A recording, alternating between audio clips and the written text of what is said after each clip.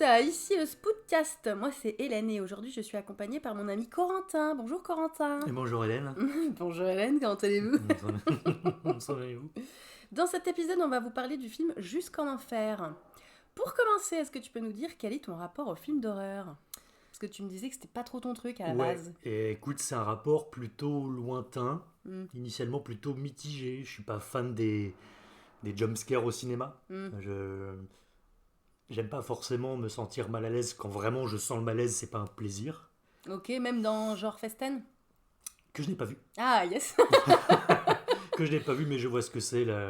C'est pas le même malaise quoi. Oui, non, ça c'est du malaise un peu trop réel. Ouais. Malaise, Mais malaise t'aimes pas que le familial. cinéma te mette mal à l'aise? Ça dépend. Ok, Ça dépend. Non, je veux pas qu'il me fasse peur. d'accord. Enfin, c'est pas que je veux pas, c'est que c'est pas une sensation qui sur le coup me fait plaisir. Ok.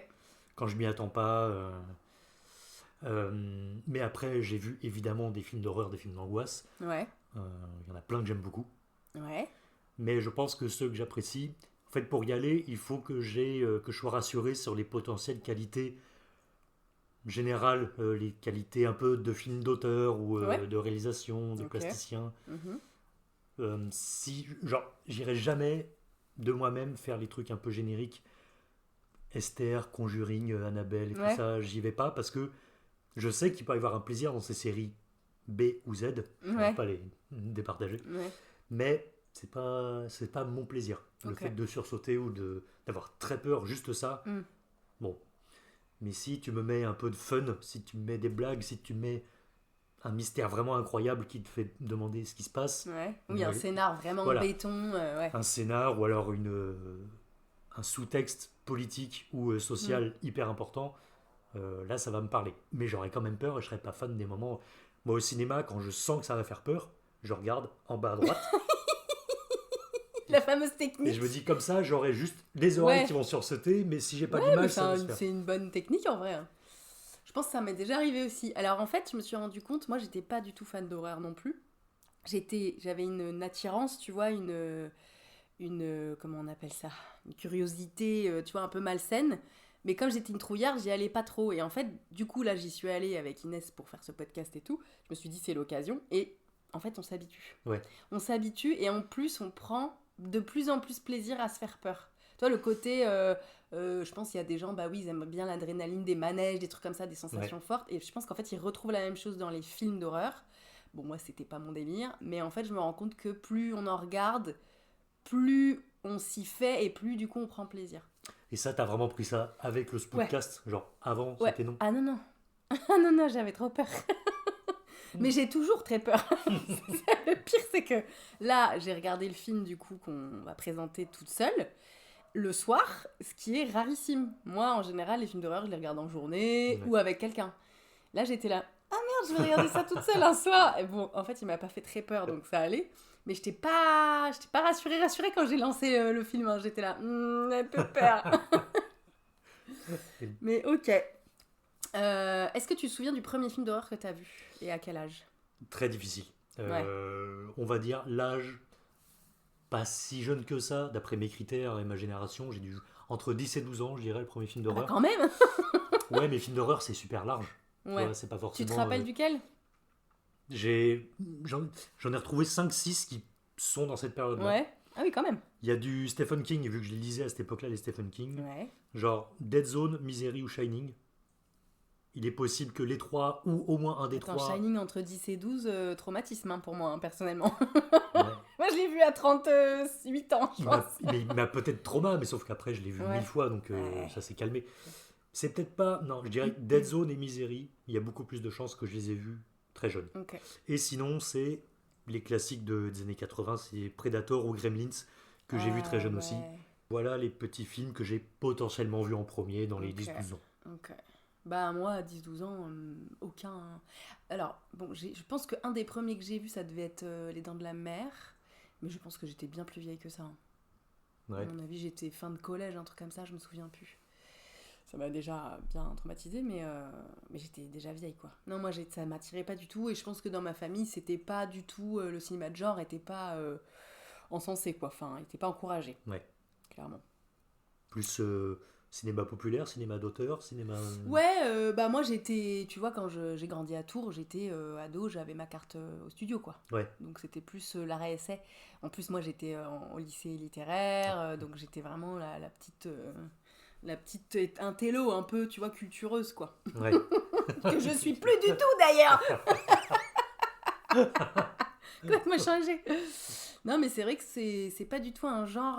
En fait, ce genre m'a intéressée là récemment. Parce que les copains en parlent, les voient les derniers. En plus, là, il y a ce mouvement, le fameux mouvement de Elevated Horror, Hmm. bon, qui est quand même controversé parce que c'est vrai que ça fait un peu intello élitiste, mais pour le coup, ben, on peut quand même pas nier que ces films-là, enfin, pour en avoir vu quelques-uns, enfin, pas beaucoup, mais effectivement, ils sont différents du reste du cinéma de genre et Oui. ils ont un autre message et ils ont d'autres valeurs et tout ça. Donc peut-être que Elevated, c'était pas la peine de... c'était peut-être un mauvais adjectif, mais en tout C'est cas... pas du tout pédant. ouais, c'est ça, c'est pas du tout élitiste. Contrairement C'est condescendant. au teubé Aurore, tu vois. Alors, est-ce que t'as un film d'horreur préféré? Tu as même. J'ai dû en choisir plusieurs. Et, Ouais, bah c'est difficile tu d'en veux que avoir un. tu veux que j'en prenne un? Non, non, vas-y, dis, t'en as combien? J'en ai 5. Bah ça va, J'en ai petit 5. top 5. Mais ça va pas être dans l'ordre. C'est Non, top bah 5 oui. en paquet. Ouais, ok. Alien, le premier. Morse. Morse, Morse, l'original? celui du mec du Nord, là. Ouais, Voilà. ouais, je sais plus si c'est danois ou... Ouais, putain, Je me demande si c'est pas danois, ouais. ou suédois, norvégien, finlandais. Suédois. Un truc par là, là. C'est peut-être suédois, ouais. Ouais. The Host, Ah, il est dans ma liste aussi. Shining. Ouais. Et The Lighthouse, Ah, d'accord. qui est le plus Ah, c'est récent. marrant ça, ok. Ouais, Il ouais, est pas dans ma ouais. liste parce que pour moi c'est pas un film d'horreur, mais en fait je le vois de plus en plus dans les listes des meilleurs films d'horreur. Bah Mais je ouais, pense y a que un c'est un peu truc, comme Shutter Island, il y a plein de gens qui disent bah si c'est un film d'horreur parce que ça fait très peur et que le thème fait peur à ces gens-là. Et il y en a d'autres où ils sont le non, c'est juste une enquête, un thriller, un machin qui parle juste de la folie et qu'à ce thème-là quoi. Pour le coup, Lighthouse, le côté qui sort du vrai est un peu plus évident. Ouais, On est un peu dans le gothique slash surnaturel, ok. slash psychologique, slash plein, Slash. donc Et voilà, bah écoute, mes films il d'horreur, m'intrigue de plus en plus celui-là, je pense que je vais le rajouter à ma... je le à ma conseille. liste. Très bien. Et est-ce que t'as aimé Alien 4? Je reviens sur le Alien. Parce que du coup, moi c'est un de mes préférés et c'était un qui était le Mais plus détesté. C'est toujours, mais ça je l'ai su des années plus tard. De quoi? Que le 4 il était détesté Ah par ouais? tout le monde. Moi j'ai vu les 4 premiers quand j'étais ado. Ouais. J'ai trouvé ça génial, tout. Tous. Du Ah 1 ouais, au c'est 4. vrai? Je suis Ok. fan des 4. Ok. Même le 3 était pas trop aimé. Et quand j'ai appris l'existence des sites genre Rotten Tomatoes, Ouais. Metacritic et tout ça, j'ai vu que les gens le défonçaient. Les gars, je fais, calmez-vous, déjà c'est français. Bah oui, On alors. va bon, rester tranquille. c'est vrai qu'il y a des gens qui me disent oui, tout ça parce que c'est des gens bien jeûnés. Moi je suis là, non, j'adore cette histoire. Et je le trouve bien réalisé et je trouve que c'est le plus drôle des 4. Oui. Là où les autres étaient pas du tout marrants, celui-là, il y a des punchlines et moi j'étais morte de rire quoi. Il y a des punchlines, il y a des personnages secondaires un peu. Mais oui, Il y a Dominique Pinon, quoi, mais n'importe exactement. quoi. Trop bizarre. Bah, C'est Alien, clair. ils l'ont fait. Ça c'est génial. Moi je suis très. Et oui, donc Ouais, toi, donc toi c'est ton préféré. Non, alors, en fait, entre le 1 et le 4, en fait, celui que je préfère, je pense, c'est le premier, parce que c'est le premier et que c'est la première fois qu'on voit le xénomorphe, c'est la première fois qu'on voit Ellen Ripley et tout. Mais en termes de richesse, tu vois, de scénario et de personnages et tout ça, bah, je préfère le 4 parce qu'il y en a plus déjà, des personnages, Ouais. et que le scénario est un peu plus alambiqué, quoi. Un peu moins basique. Mais le 1, je pense que voilà, c'est un chef-d'œuvre. Et le 4, je dirais pas que c'est un chef-d'œuvre pour le coup, qu'il est moins culte et tout. Mais c'est quand même, je pense qu'il a plus de sympathie à mes yeux, quoi. Ouais. Alors pourquoi t'as choisi de voir Jusqu'en Enfer? Parce que c'est toi qui as choisi ce film. Et ben d'abord, j'avais regardé les films que tu as fait, Oui. que vous aviez fait tous Ouais, dans, on le, est plus avec Inès, on est plus sur les cultes, les trucs classiques. dans le Spoutcast, ouais, voilà. Mais Et par j'ai contre, avec constaté Monge que- ou Fred, on a fait des plus récents des fois, ouais. Et j'ai constaté, alors c'est même pas au niveau de récent ou pas récent, c'est au niveau de l'aspect je me prends pas au sérieux. Le film ne se prend pas au sérieux. Ce qui n'est pas un problème de se prendre au sérieux du tout, mais je me disais que ça pouvait être marrant d'égaliser un peu la Ouais. proportion de film Ben, d'horreur ouais. sérieux Mm. et film d'horreur où vas-y, bah, c'est pour la blague quoi. Ouais, on va en reparler plus tard. D'accord. Mais pour le coup, on a dans ce qu'on a fait, je pense que à Evil Dead, dans ce thème-là. Tiens, on va bien se marrer. Et il y en a que j'ai pas vu. Il y en a peut-être d'autres, mais là, tout de suite, forcément, c'est celui-là qui me vient en tête, parce que c'est le plus what the fuck, quoi. Est-ce que Chucky, il y a pas un côté un peu drôle ou... J'y pensais aussi, tu vois. C'était le deuxième qui venait un peu en tête, où tu te dis, bon, c'est quand même une poupée, mais en vrai, c'est Prom Dog. Hein. Ouais, Ouais. d'accord. Et c'est flippant. Enfin, c'est flippant. C'est pas non plus... voilà, c'est pas le plus flippant de la liste. Mais c'est Prom Dog et la poupée est censée être vraiment méchante. Et elle est vraiment méchante. Elle est vraiment méchante. Ah ouais, elle est vénère. Donc, bon, j'imagine, je me souviens plus trop, mais il devait y avoir 2-3 punchlines qui devaient être... Parce que c'est les années 80-90 et qu'il fallait toujours faire un peu des punchlines marrantes. Donc, il y en a peut-être une ou deux. Mais c'est quand même beaucoup plus Prom Dog que Evil Dead. Hein. Oui, d'accord, ok. Ah ouais. Evil Dead 2, je précise. On n'a pas vu les autres. Et bon, ça c'était une des raisons. Je trouve aussi qu'il est méconnu. Oui, Donc, clairement. les gens connaissent un petit peu Sam Raimi, mais ils le connaissent pour Spider-Man. Et, Evil Dead quand même. Evil Dead, oui, mais déjà, t'as déjà un petit peu creusé l'horreur. Et même les gens qui ont vu Evil Dead jusqu'en enfer, il est complètement. Enfin, en France, moi, non, c'est vrai. j'ai 3 potes qui le connaissent, c'est basta. Complètement. Ouais. Moi, j'en ai entendu parler. Quand tu m'as dit ce titre-là, au début, j'étais là, je connais pas. Et après, je me suis souvenu que j'avais entendu un podcast en parler, mais c'est vrai que il est pas. Je le connaissais pas du tout. Et comme je l'ai vu à une période où les films d'horreur, c'était vraiment toujours pas un truc qui me parlait. Ouais. En tant que non-fan, non-pro des films d'horreur, au cinéma, il m'a fait une bonne impression. Je fais, putain, c'est bien, enfin un qui me parle. Et donc, du coup, je l'ai gardé en tête. Voilà. Très bien.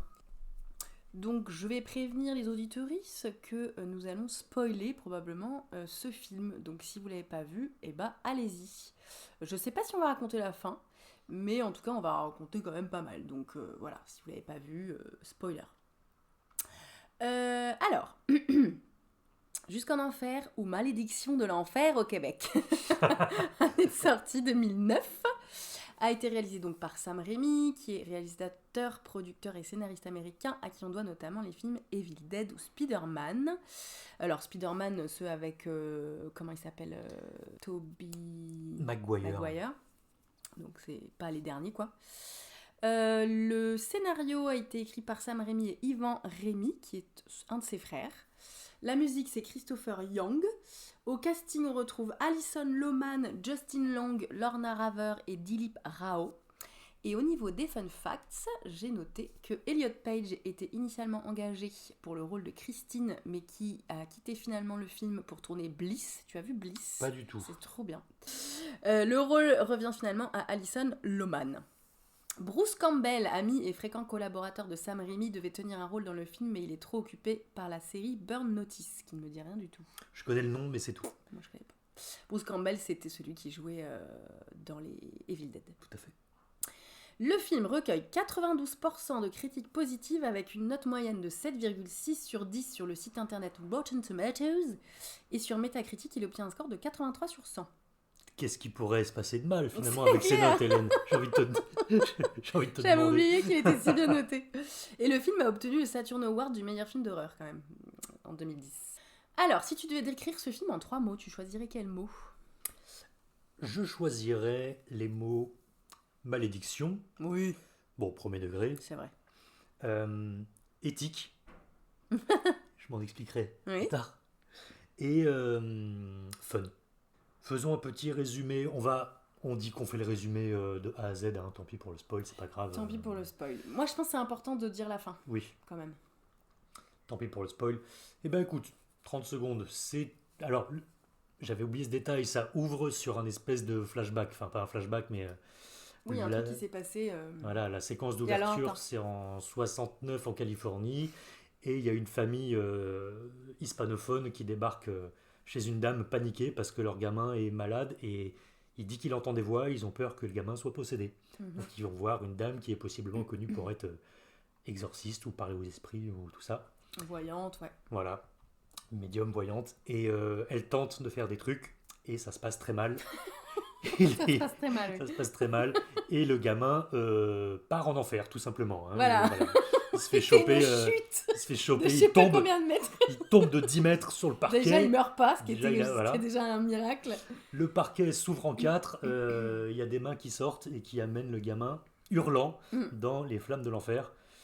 Et on voit la médium qui jure qu'elle se vengera, qu'elle le rattrapera. Enfin bon, bref, elle Ouais, veut faire moi je un ferais monde pas ça à noir. sa place. Non, moi je m'en irais très vite, très loin. Claire. Choisissons une autre J'ai maison. ah bah j'ai rien pu faire, je vous rends l'argent. Je vais aller vivre à Mulhouse, ça a l'air plus sympa. La Californie, apparemment c'est un peu tendu. Donc ça c'est les séquences d'ouverture. Donc en fait on sait très vite où le film va nous amener. Il n'y a pas de Oui. mystère, c'est c'est du C'est diable cette et des malédictions. voilà, et puis, c'est l'enfer. voilà. Bon, en même temps, c'est marqué dans le titre. Il y a des flammes et tout sur l'affiche. Enfin, tu vois. Oui, on n'a pas dit le titre anglais, c'est Drag Me to Hell. Drag Me to Hell, tout à fait. Donc traduction française tout à fait honorable. Oui, c'est plutôt pas mal. Et après ça, pouf, on tombe aujourd'hui en Amérique. Enfin aujourd'hui, le film est tourné en 2009, donc ouais. c'était il y a 16 ans. Ouais. Mais on va dire que les Non, ça 16 ans va. d'écart ne changent rien. Non, on n'est pas perdu. Donc une jeune femme qui travaille dans une banque et qui aimerait bien faire ses preuves auprès de son patron pour monter en termes d'échelon, qui aimerait bien avoir une promotion. Tout à fait. Voilà, elle est en bisbille avec un de ses collègues qui vient d'arriver Mhm. pour avoir cette promotion. Et on sent que son collègue, il est pas très, il la joue pas fair play. Non. Déjà, il y a un petit peu de sexisme en jeu, et puis c'est un parvenu, et puis voilà, il fait des cadeaux au patron. Le patron, il dit, bah, écoutez, il faut vous démarquer, Ouais. et peut-être prendre les décisions un peu dures. Elle prend ça à cœur, elle croise une vieille dame à la banque qui lui demande un service, une vieille dame qui a l'air vraiment mal en point, et physiquement et moralement. C'est vraiment pas la fête. C'est clair, elle Et est elle dégueulasse. fait peur à voir. Franchement, disons-le, elle est dégueulasse. Elle est dégueulasse, voilà, il y a des liquides qui sortent de plusieurs orifices. Elle est immonde. Sauf que du coup, c'est une femme qui visiblement est dans le besoin. Ouais. Et Christine, j'avais oublié son nom, Christine Brown. Christine décide donc de ne pas l'aider pour Montrer à aller son dans le patron, sens des chiffres de la boîte et C'est montrer ça. qu'il faut prendre des décisions difficiles. Ça fonctionne, mais c'est pas top. Parce que la dame finit par la supplier et elle tombe par terre en la suppliant et du coup elle se sent humiliée et elle lui crie dessus au point qu'elle se fait jeter par les agents de la sécu et C'est horrible. voilà. Donc, mais le patron est content. Bah oui. Le patron dit mais c'est bien Christine, T'as vous bien avez géré. voilà, vous avez bien géré, c'est bon signe pour vous là pour ce petit poste d'assistant manager. C'est ça. Sauf que Christine s'en va et Christine elle constate qu'elle est en train un peu de se faire stalker par la vieille. Elle voit sa voiture, ensuite elle rentre dans sa propre voiture, il y a la vieille dedans, Et oui. la vieille qui lui saute direct à la gueule. Il n'y a pas une demi-seconde de réflexion. Elle lui va, elle essaie de lui arracher les cheveux, lui bouffer la gueule. Ah. Je sais même. Il y a bagarre, et là pour moi c'est là que le film commence, c'est que ça devient drôle. Moi à partir de là, je trouve ça drôle. Ouais. Il y a des coups d'agrafeuse, il y a des dentiers qui volent au ralenti, il y a des bruitages complètement cons. Elle tend la main pour attraper le levier de vitesse, à ce moment-là t'entends comme si c'était un dessin animé. Bon Il y a un bref, bruit de vitre aussi. oui, des petits oui. Il y a un mouchoir qui vole, c'est le premier jumpscare du film, c'est un mouchoir qui fait Oui, c'est comme ça, vrai. sur le pare-brise. C'est vrai. Euh, Le mouchard de la vieille. Donc Patatras. en gros, on comprend que la petite vieille qu'elle a éconduite à la banque lui jette un sort. Voilà. Sur un bouton. Elle lui jette un sort sur un bouton Sur un bouton de manteau. un bouton de pull de manteau. C'est De important manteau. pour la fin du film. C'est important, oui. C'est un manteau. Et donc après le film, ça va être comment vont se passer les différentes rencontres entre Christine et cette dame et ou cette entité, Oui. puisque à un moment la dame meurt, Eh oui. mais la malédiction continue. Eh oui. On voit plusieurs moments où elle se fait harceler par une ombre étrange en plein jour, chez elle, au bureau il se passe des choses étranges aussi, où elle se met à cracher du sang par tous les trous. Elle a un petit copain qui est plutôt qui a l'air sympa, qui a l'air éduqué, qui a l'air compréhensif, qui se pose des questions sur son attitude parce que lui, en fait, les fantômes, non.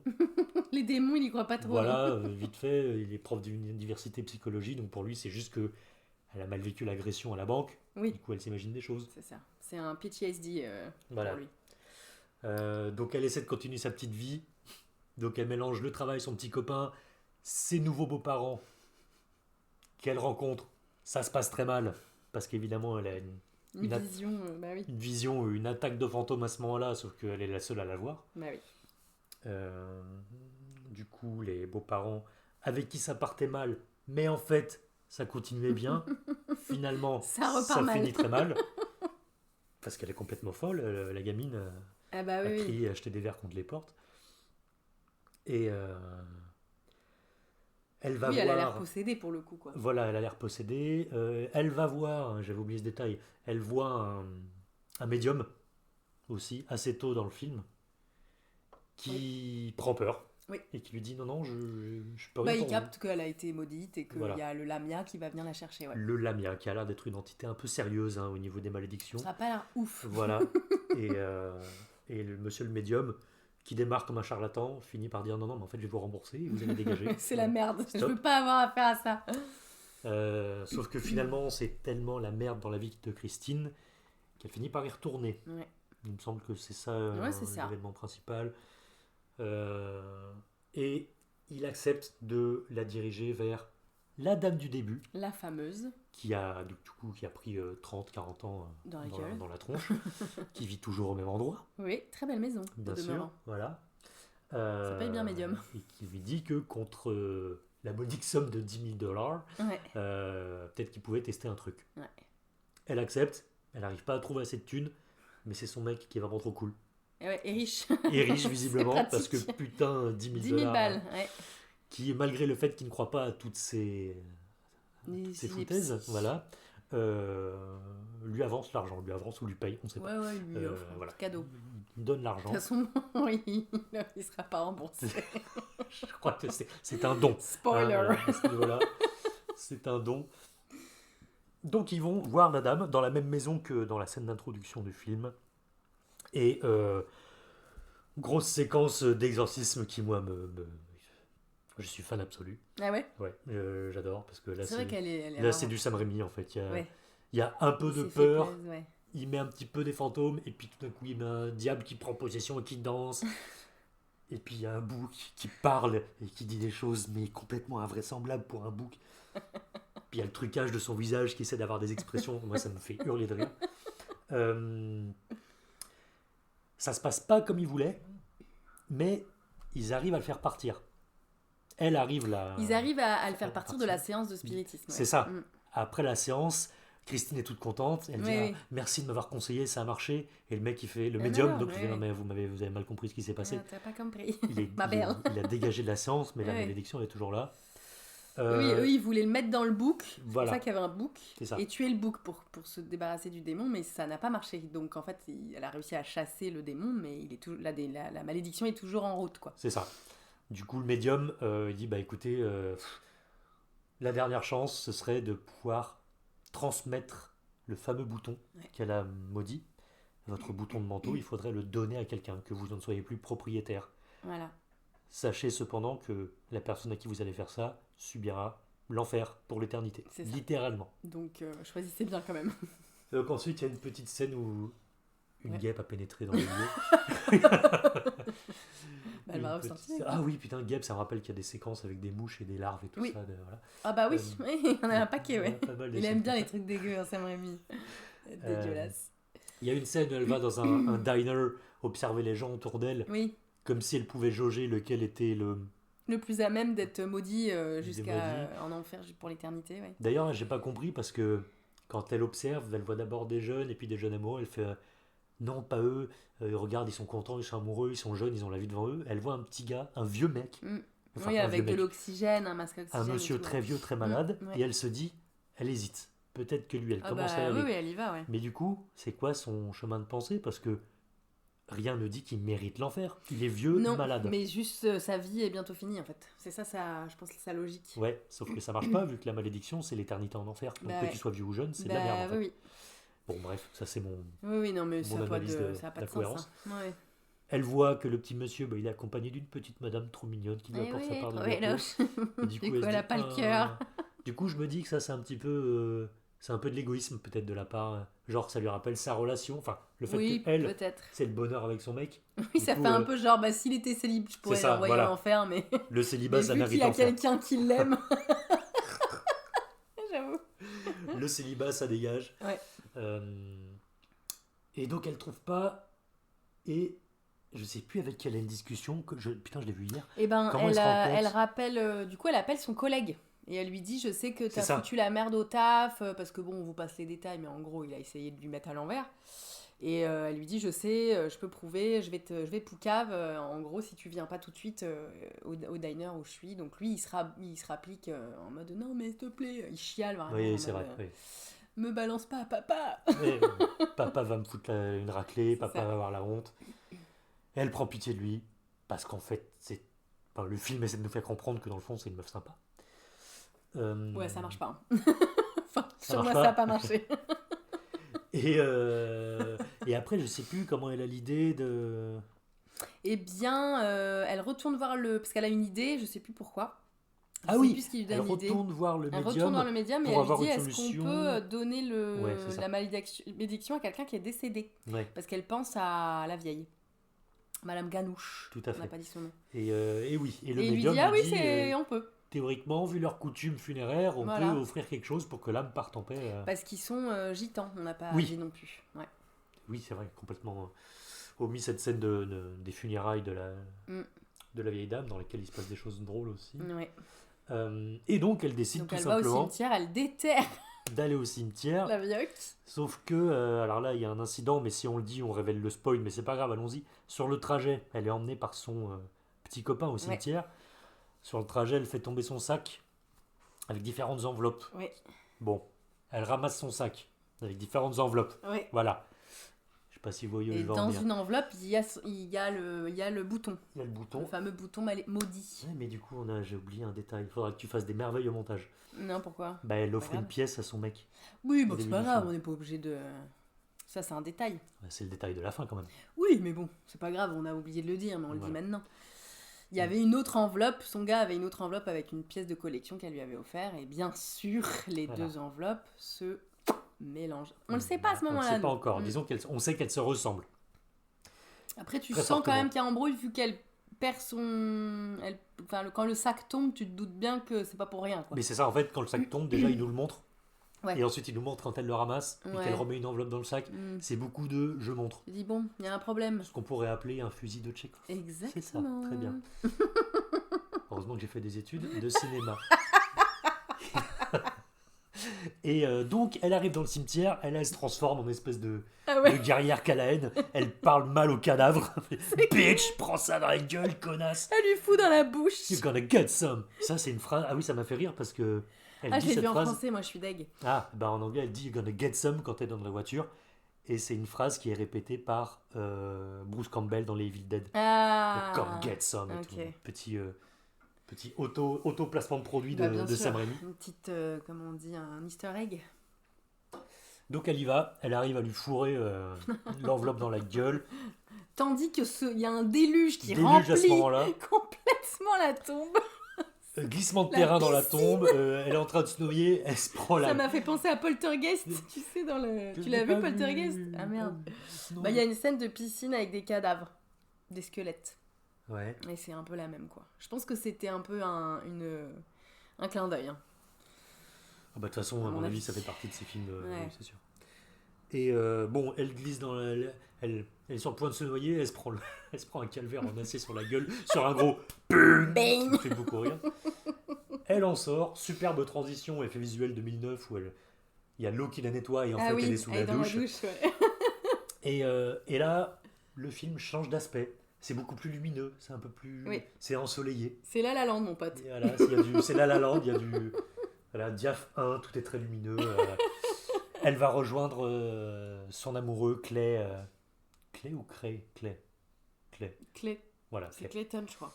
Clayton, tout à fait. Elle le rejoint à la gare pour qu'il parte Un faire un petit week-end, week-end en de amoureux. cabin, voilà, ouais. dans la cabine at the lake Voilà. des parents. Et sur le chemin, elle voit un très beau manteau bleu en vitrine. Du coup, elle achète. Parce Ouais, qu'elle a envie je de- suis un peu teubée parce que j'avais pas compris cette scène. J'étais là, mais qu'est-ce qu'on s'en branle qu'elle s'achète un manteau? Et après, j'ai compris, mais... Alors, non seulement ça justifie ce qui se passe après, Mais oui. mais en plus, parce que je suis un peu con, j'ai essayé de trouver d'autres raisons. J'en ai trouvé une, mais on verra après. Elle achète ce manteau bleu. Elle arrive sur la gare, sur le quai de la gare, trop content de voir son amoureux. Elle lui dit, écoute, juste pour que tu saches que tout ce qui m'est arrivé, ça vient du fait qu'à la base, j'aurais pu lui donner ce qu'elle voulait à la vieille dame. Elle avait besoin de mon aide, je lui ai refusé par égoïsme, c'est de ma faute. Trop bien, t'es vraiment la meilleure meuf du monde, c'est génial. C'est quoi ce manteau? Dis-moi, il est beau, il est mignon. Qu'est-ce que t'as fait de l'ancien? Qu'est-ce que t'as fait d'ancien? Ah, je l'ai balancé, je veux plus jamais le voir. Ah bah c'est con, dit Clayton, parce que j'ai retrouvé ton bouton dans l'enveloppe, bouton dans l'enveloppe, bouton dans l'enveloppe, c'est l'espèce de... Et du coup elle panique. Oh Elle mon dit, dieu, c'est ah pas du tout le bon bouton qu'elle a donné, c'est non. pas un bouton, c'est la pièce de son Ouais. mec qu'elle a mis, du coup malédiction, elle recule, son mec panique, mais qu'est-ce que tu fais? Oh arrête, elle tombe sur la voie ferrée, et là tout se passe en 15 secondes, Ouais. le sol se déchire, elle se fait attraper par les jambes, le train passe au-dessus d'elle, on voit que son visage est en train de se transformer en squelette horrible, Mm. au secours, aidez-moi, pendant que son mec regarde, Le en pauvre. train de pleurer, et il Traumatisé tient à le vie. bouton dans la main, le train passe, le sol se referme, plus de Christine, elle est partie en Ciao, enfer, bye. et gros plan sur Clayton qui est les yeux écarquillés en train de pleurer, le bouton à la main, écran noir et drag me to hell en full frontal et puis Ouais. c'est fini. The Voilà end. le résumé. Merci bien. Voilà. Alors, qu'est-ce que tu as pensé de ce film? Bah, J'imagine tu peux t'en douter vu que Oui. je l'avais déjà vu et que c'est un peu la raison pour laquelle je l'ai conseillé. Tu l'aimes beaucoup, j'imagine. Moi je l'aime beaucoup. Ouais. Je l'aime beaucoup. Alors initialement, je l'avais même noté, j'ai presque regretté qu'on le voit pas ensemble parce que je trouvais que c'était un film à réaction. Parce que pour Ouais. moi, il y a des blagues et du what the fuck et ça permet Bah d'avoir oui. du oh, ah, et c'est juste drôle à vivre. Oui, oui, non, mais c'est pour ça que Monge, à chaque fois, il veut qu'on regarde les films ensemble. Avec Inès, on regarde les films ensemble, et bien sûr, et c'est vrai que c'est un plus, je pense. En Mais effet. vu ce que tu m'as laissé sous-entendre de ton opinion du film, je pense qu'en fait ça va. Si on l'a vu chacun de notre côté. Mais je pense que ça aurait été quand même sympa parce que en effet il était marrant et qu'on se serait tapé des barres ensemble, se taper des barres séparément, mais je pense pas que ça aurait changé. Peut-être, je ne sais pas, c'est vrai que c'est une bonne question. Est-ce que ça changerait mon avis? Moi je sais. Après, je l'ai pas détesté, hein, c'est juste que je l'ai beaucoup moins bien noté que toi, quoi. Oui, oui, bah peut-être que j'y suis allé un peu fort. Bon, on verra après. Bah on Mais, verra, écoute. Après, moi, il faut savoir que c'est aussi en regard des 40 films que j'ai déjà vus pour le podcast, tu vois. Voilà. Et moi je le fais isolé de Bah, c'est toute ça. autre influence. C'est juste Exactement. ce film-là. Ouais, et donc Voilà. ça change forcément la donne. Est-ce que c'est un moment où je creuse mon avis du film? Ouais, si tu veux. Ouais. C'est le moment. J'aime bien le fait que ce soit. En fait, c'est un parc d'attractions, il est en train de s'amuser. Donc, il utilise beaucoup de jumpscares. Moi, je suis pas fan du jumpscare, bizarrement, mais il l'utilise. C'est presque juste un. Pour lui, c'est une blague, c'est un bonbon. Mm. Il le met, ça lui permet de rajouter un style de frisson dans une séquence qui mélange frisson et blague.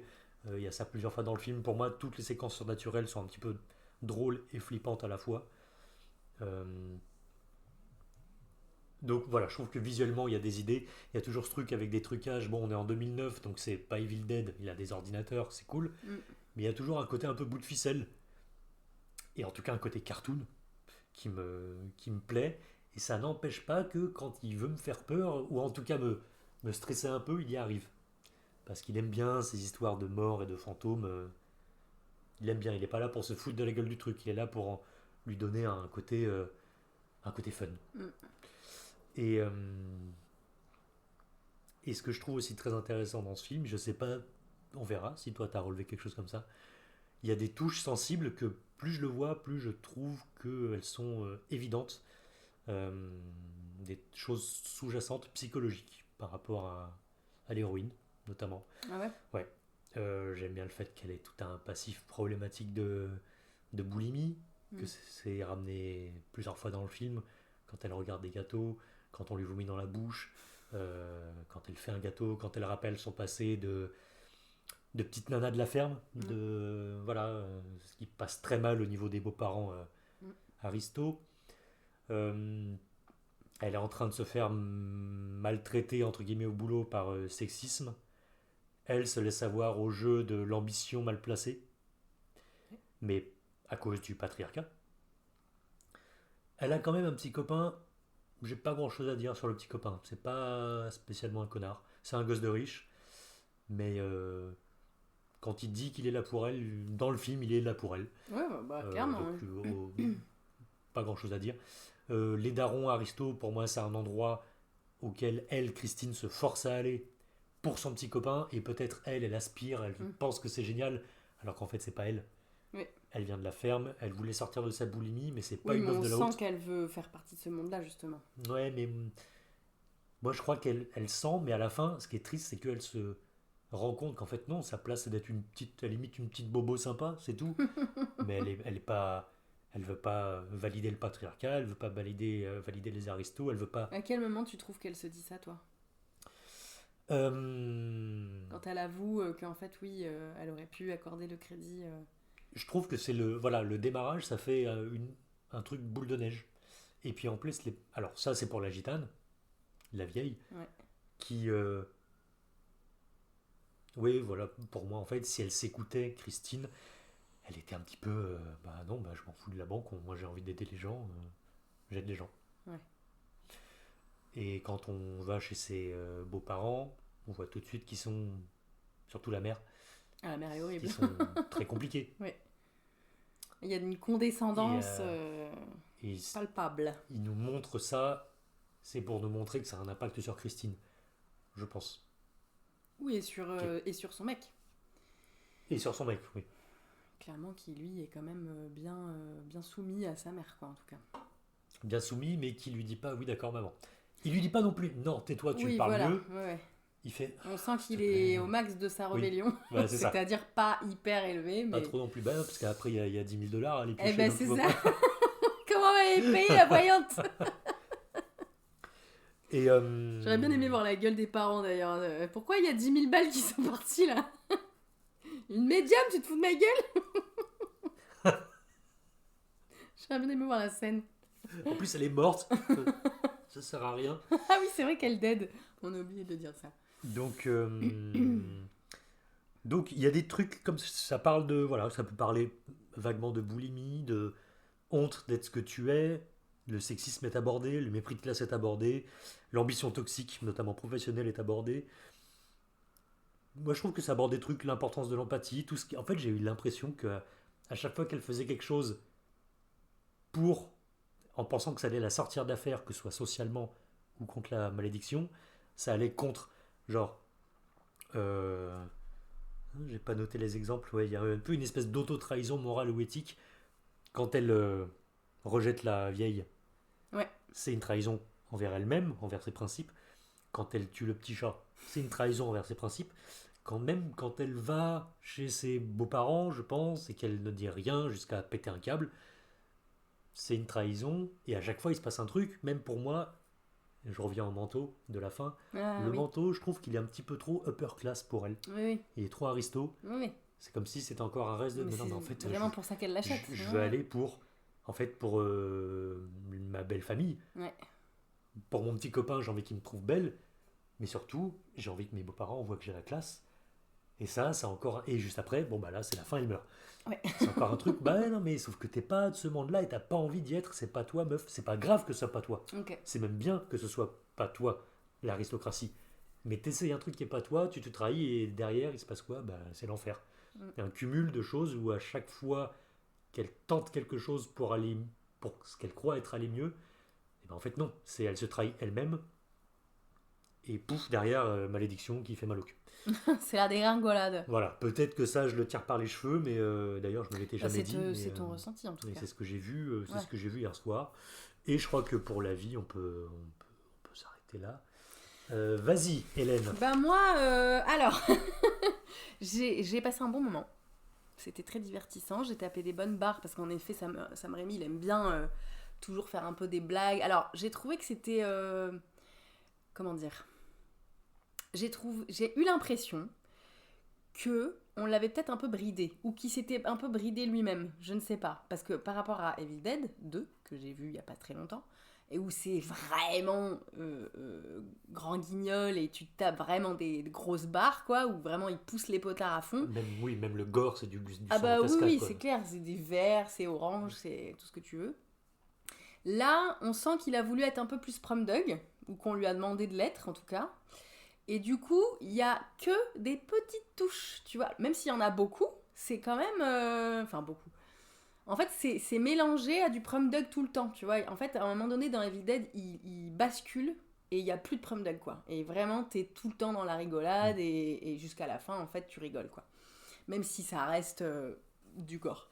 Là, son histoire, elle est quand même prom dog. Et en effet, comme tu dis, dans les scènes où il veut nous faire peur, il y arrive très bien. Les scènes où Lamia arrive et veut faire posséder. Donc en fait, on n'a pas dit, mais c'est un bouc, c'est le diable, quoi. C'est C'est quand même un petit diable, quoi. On voit que son ombre et il a des cornes, quoi. C'est comme un bouc. Et oui, quand il arrive, effectivement, ça peut faire flipper, tu vois.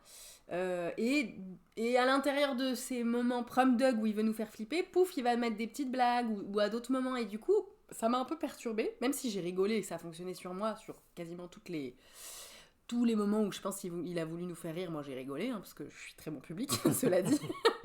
Mais du coup, j'étais là, c'est bizarre. Pouf, d'un seul coup, ça revient vraiment stricto sensu au prom dog et du coup, on rigole plus du tout. Donc, du coup, j'étais un peu perdue. En fait, j'avais l'impression qu'il savait pas trop s'il voulait être marrant ou pas, tu vois. Alors, peut-être que c'était exactement ce qu'il voulait faire, mais moi, mon ressenti, c'est, bon, en fait, on l'a pas laissé ou il s'est pas autorisé à mettre les potards à fond comme dans Evil Dead, quoi. Ce qui peut être compréhensible au demeurant, mais du coup, c'est vrai que ça m'a un peu plus perturbée. Ouais. Et sur Christine, mais on va en parler plus tard parce que c'est dans les personnages préférés et détestés. Donc moi, j'ai pas du tout la même vision. J'ai pas du tout d'empathie pour elle, moi. D'accord. Enfin, au début un peu, puis en fait après je me dis oui, enfin meuf, t'arrêtes pas de faire des mauvais choix, donc à un moment donné, karma. Alors, ce qui est marrant, c'est que moi, j'ai pas dit que j'avais de l'empathie pour elle. Oui, mais toi tu vois, en Ouais. fait, tu penses qu'elle se trahit. Moi, je pense que c'est juste une grosse connasse qui a les dents qui raillent le parquet, tu vois. C'est là où on n'est pas d'accord. Ouais. C'est bien. Non, mais c'est intéressant. C'est marrant, ouais. Très intéressant. Alors, venons-en à ton personnage préféré. C'est qui Alors, ton personnage préféré? En fait, j'avais commencé, je voulais faire 2 catégories, genre le personnage prom dog, genre dans l'histoire c'est le meilleur, c'est le plus cool, et le personnage préféré parce que c'est le mieux écrit. Ouais. Mais en fait, j'ai Tu peux faire les deux, l'impression j'ai l'impression que c'est le même. Ah ouais? Bah, en fait, je trouve que le Clay, Ouais. je crois que c'est mon préféré. Ok. Je crois que c'est mon préféré. Prom dog dans l'histoire parce qu'il est, C'est le plus sympa. puis en fait, il a l'air un peu parfait au-delà du fait que c'est un gosse de riche. Oui. Il est éduqué, intelligent, il est drôle, ils ont l'air d'avoir une relation cool, ils se font des high five, ils se font des blagues.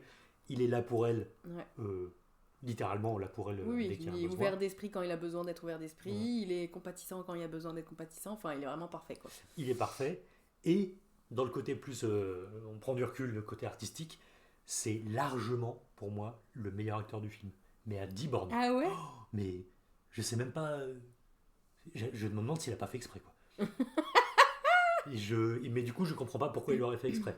Mais déjà, comparé à elle, Ouais, qui elle est c'est une pas ouf. potiche finie, Ouais. et là aussi, je me demande si c'est l'actrice ou si c'est Sam Raimi, parce que. Alors du coup, moi, cette actrice, elle me parle de tête. Par contre, j'ai regardé sa filmo et je vois pas où je l'ai vue, en fait. J'arrive pas trop à... Je sais que je l'ai déjà vue dans des trucs, mais quand j'ai vu sa filmo, ça m'a pas parlé, quoi. Je crois qu'elle a peut-être fait des séries, peut-être je l'ai vue dans des séries. Mais en tout cas, dans ce film, on peut pas dire qu'elle a une prestation d'actrice incroyable. Ouais. Non, mais du coup, et voilà, et quand il y a Et, Clé à côté, moi, Justin Lang est un bon acteur Justin de base. Long, ouais, que Voilà. j'ai pas vu dans beaucoup de films, mais je connais son nom et Oui, j'ai il a toujours fait bien aimé. plein de rôles, ouais. Et je le trouve trop. C'est comme si c'était le seul, le seul personnage qui pouvait exister dans la vraie vie dans tout le film quasiment. Ah ouais? C'est le seul qui Ça est se voit que t'es pas joué. une meuf en relation hétéro. C'est le seul. Parce que moi, je me Ah suis oui. dit, jamais de la vie, ça existe un mec aussi parfait. Ouais, Alors, je parlais plutôt de sa manière de s'exprimer, de dire des dialogues, tu vois, Oui, ou là, ses réactions sa humaines. façon de jouer, quoi. Voilà, Ouais. sa façon de jouer, elle est crédible. Les autres, c'est un petit peu tous des caricatures. C'est vrai. Un petit peu. C'est vrai. Donc, ce serait mon personnage préféré. Quel serait le tien? Moi, c'est la petite fille de Madame Ganouche. C'est un second rôle. Incroyable. Ouais. Qui est pas longtemps à l'écran Ah non. en plus. Ouais, vraiment 2 minutes de temps Ah, d'écran. alors attends, je me permets d'anticiper. T'aimes bien parce que c'est la seule qui lui dit ses 4 vérités d'un coup, espèce de connasse. Tu sais ce qui t'arrive, tu le mérites de A à Z. Et viens, je vais en plus te mettre dans la merde parce que c'est l'enterrement de ma grand-mère et tu te pointes pile au moment où il faut pas. Alors, je vais expliquer pour les auditeuristes. Donc, au moment où elle veut retourner voir Madame Ganouche, elle sait pas encore qu'elle est morte. Elle veut en fait la supplier de lui enlever cette malédiction. C'est donc la petite fille de Madame Ganouche. Alors elle s'appelle Ilanka Ganouche et elle est jouée par Bojana Novakovic, qui est une bombe, Plutôt, ouais. disons-le. Ça passe. Elle ouvre la porte et là, bonsoir. Et qu'en plus a une resting beach face et une attitude vraiment de badass, quoi. Resting bitch face. Ah, tu connais pas ça? C'est la meuf qui sourit pas, quoi.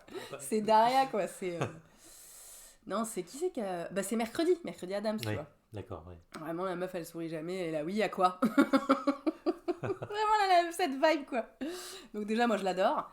Et puis ce que ne sait pas, du coup, Christine, c'est qu'à ce moment-là, c'est l'enterrement de la grand-mère et qu'elle se pointe vraiment pas au bon moment, quoi. Et bon, probablement qu'on peut s'imaginer que la famille tient pour responsable la banquière, du coup, du décès de la vieille, parce que ça n'a pas dû l'aider au niveau cardiaque, je pense, de se faire refuser son prêt, parce que, du coup, elle doit perdre sa maison, enfin, voilà. Et en fait, elle lui dit quand même de partir, elle veut la dégager. Mais Christine, vu que elle a la mort au cul, elle fait du forcing. Et donc elle lui dit, bah très bien, tu veux rentrer? Bah rentre. Et là, elle se fait embarquer dans une espèce de fête tzigane d'enterrement. Et elle se prend les pieds évidemment dans un truc et se prend le macabé qui d'ailleurs on sait pas pourquoi avait encore un liquide jaunâtre dans la bouche. C'est le liquide d'embaumement, je sais pas si ils ont foutu les mecs à la morgue. Mais ça lui dégueule dans la bouche. Horrible, elle avale du dégueulis de Elle est macabé. horrible. Pour être très précis, c'est ce qui se passe et c'est en gros plan. Hein. Ah, c'est vraiment dégueulasse. Là j'ai vraiment tapé une énorme barre. Donc voilà, moi, et elle lui dit effectivement, non, mais ce qui vous arrive en fait c'est de votre faute, assumez les conséquences et basta quoi, karma. Et je suis complètement d'accord avec elle, donc c'est elle mon personnage préféré. C'est marrant parce que, là, vu que t'en parles, ça me paraît aussi possible que ce que moi j'ai ressenti pendant le film. Je sais pas si Sam Raimi il a beaucoup de sympathie pour son personnage principal, honnêtement. J'en sais rien. Et ça, ce serait très intéressant. Et je crois que ta version me rendrait le film encore peut-être... Je le plus intéressant. Allez, un de plus dans la note. 3 sur 2 au scénar. Excellent choix. Excellent choix. Je sais pas. Très intéressant. Mais moi, ouais, cette petite fille hyper badass, elle m'a fait trop rire. C'est très intéressant parce que toi, ça justifie ton comment dire, pas ton ressenti du film, mais ton interprétation du personnage principal. Tout à fait. Ton personnage détesté? Et ben moi j'ai trouvé ça un peu compliqué parce que je trouve que dès qu'il y en avait un qui était ostensiblement merdique, il y avait toujours quelque chose, mais ça c'est peut-être ma propre empathie qui parle. T'es trop gentil quand ça, c'est clair. Il y a toujours quelque chose qui les rattache au fait qu'en fait ils sont juste humains. Ouais. Mon premier choix, mon premier idée, c'était la belle-mère. Bah ouais.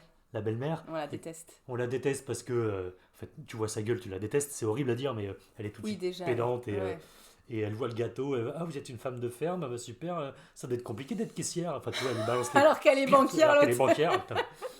Les pires phrases bien clichés. Elle est condescendante à fond. Ouais. Mais quand Christine évoque l'alcoolisme de sa propre mère, seul coup, elle s'adoucit totalement. Elle dit je trouve ça très rafraîchissant. J'ai toujours eu honte de parler de l'alcoolisme de mon père et ça Vous êtes très courageuse. Vous êtes très courageux.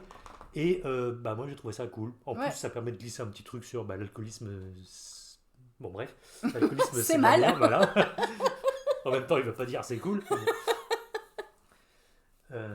Donc voilà, puis après j'ai pensé à Stu, qui est une... Attends, c'est qui déjà Stu? Stu, c'est le collègue. C'est le collègue, ouais. Je ne savais pas pourquoi il s'appelait Brian, moi, dans ma tête. Le collègue qui, pour le coup, il a clairement, là il n'y a pas de doute, il a clairement les les dents qui rayent le parquet. Ouais, alors lui, c'est clair. Et en plus, il est mauvais, quoi. Enfin, il a des mauvaises intentions, quoi. Ouais, et je sais pas s'il est... Il veut pas gagner à la loyale, il s'en bat les couilles. Et je sais pas si son sexisme est juste chez lui comme ça, ou s'il s'en sert pour... Moi, je pense que si c'était un homme, ça serait pareil. D'accord. Je pense que c'est juste, il est dans la win, quoi. Quand il lui fait... C'est le loup de Wall Street, le mec. Je pense précisément quand le patron lui dit bah vous pourriez aller me chercher un sandwich, Ouais. et lui il se greffe à ça. Allez, moi aussi avec de la moutarde s'il te plaît. Est-ce que ce moment-là c'est parce que c'est une nana ou parce que juste Oui, il y a moyen. Il y a moyen. Après, je pense qu'il pourrait très bien faire exactement la même chose à Brandon le stagiaire, tu vois. Et, je sais pas. Et donc, mais pareil, lui, il arrive paniqué. Ah, mais non, mais tu dis pas à mon père. Et t'imagines le daron, alors en plus il est asiatique, donc avec tous les clichés qu'on a du migrant asiatique qui a dressé son fils à la canne, tu vois. T'as intérêt à être avocat ou médecin ou banquier. Tu dis, bon, bah en fait, il a un petit poids sur les épaules, peut-être le stou. Et puis ensuite, il y a Bah ouais, chaque personnage se débat un peu comme il peut. Le patron, qui est une espèce de... Ouais, lui, il est détestable aussi. Hein. Bah, c'est une lope, c'est Ouais. une loque, pas une lope, pardon. C'est une loque, c'est une serpillière qui est juste là, maintenant, mais en fait, moi, il faut faire des chiffres, hein, quoi, Ouais. c'est tout. Il n'a pas d'autre. Mais quand il est content, et ça a l'air d'être un homme doux. Enfin, tu vois, quand Oui, il ça a pas parle... l'air d'être la pire des merdes, par contre, il est pas... En fait, il fait pas exprès d'être con, tu vois. Il est pas méchant, contrairement à Stu qui vraiment, lui, fait des manipulations pour la foutre hors jeu, quoi. Oui, il est juste faible. Mais et par pour lui, contre, il est vraiment con et c'est pas normal. empathique, hein, quand même. Non, il n'est pas empathique, mais disons que si quelqu'un fait son boulot, ce qu'il considère comme un boulot bien, bah, il va pouvoir sourire. Enfin, tu vois, tu sens que c'est Ouais, un mais mec... bon, il leur met la presse, hein. Il s'en sert bien de ce poste, de cette promotion pour leur foutre la pression pour qu'ils fassent bien leur taf. Oui, Bon, après c'est un patron, hein, c'est normal. c'est son job. Mais bon, c'est assez détestable, ouais. mais parce qu'avec ton interprétation, on pourrait choisir peut-être Christine comme personne à se détester. Ah bah, c'est exactement ce que j'ai fait. C'était une transition. Figure-toi que moi, c'est Christine Brown. Christine, que je déteste. Alors, bon, déjà, elle est banquière. Donc, elle part mal. C'est vrai que j'étais là, ça va être compliqué d'avoir un peu d'empathie pour elle. Ensuite, bam, elle refuse le prêt à la vieille, j'étais là, bon. Parce qu'elle a de l'ambition, donc vraiment un truc que j'exècre. Elle tue son chat. Tu sais, c'est marrant, c'est le miroir de ce que j'ai dit. Oui, c'est clair. C'est tous les trucs vraiment horribles. Alors, on n'a pas expliqué. À un moment donné, elle va voir le voyant qui lui a dit, ah bah oui, vous êtes maudite. Et le voyant lui dit, bah peut-être si vous faites une offrande, un sacrifice animal, le Lamia peut-être vous laissera tranquille. Et il lui dit, je sais pas, un poulet par exemple. Elle a pas de poulet sous la main. Elle bute son chat, qui je précise est un chaton. Donc c'est vraiment horrible. Et puis il rajoute des bruitages, des moments. Voilà, du sang qui gicle, enfin bref. On voit pas exactement le chat se faire poignarder, mais bon, c'est quand même dégueulasse. Et bien sûr que là, dans la panique, elle se fait attaquer par le Lamia, elle se dit, bon, si je fais un sacrifice, il va me laisser tranquille, mais bon, buter son... Je sais même pas si c'est possible de buter son animal, quoi. Mais le truc, c'est que le film nous le dit, ça, quand le mec lui dit de le Oui, faire, oui. elle fait, mais je peux pas faire ça, En plus, les elle est animaux. végane. Ah oui, c'est vrai.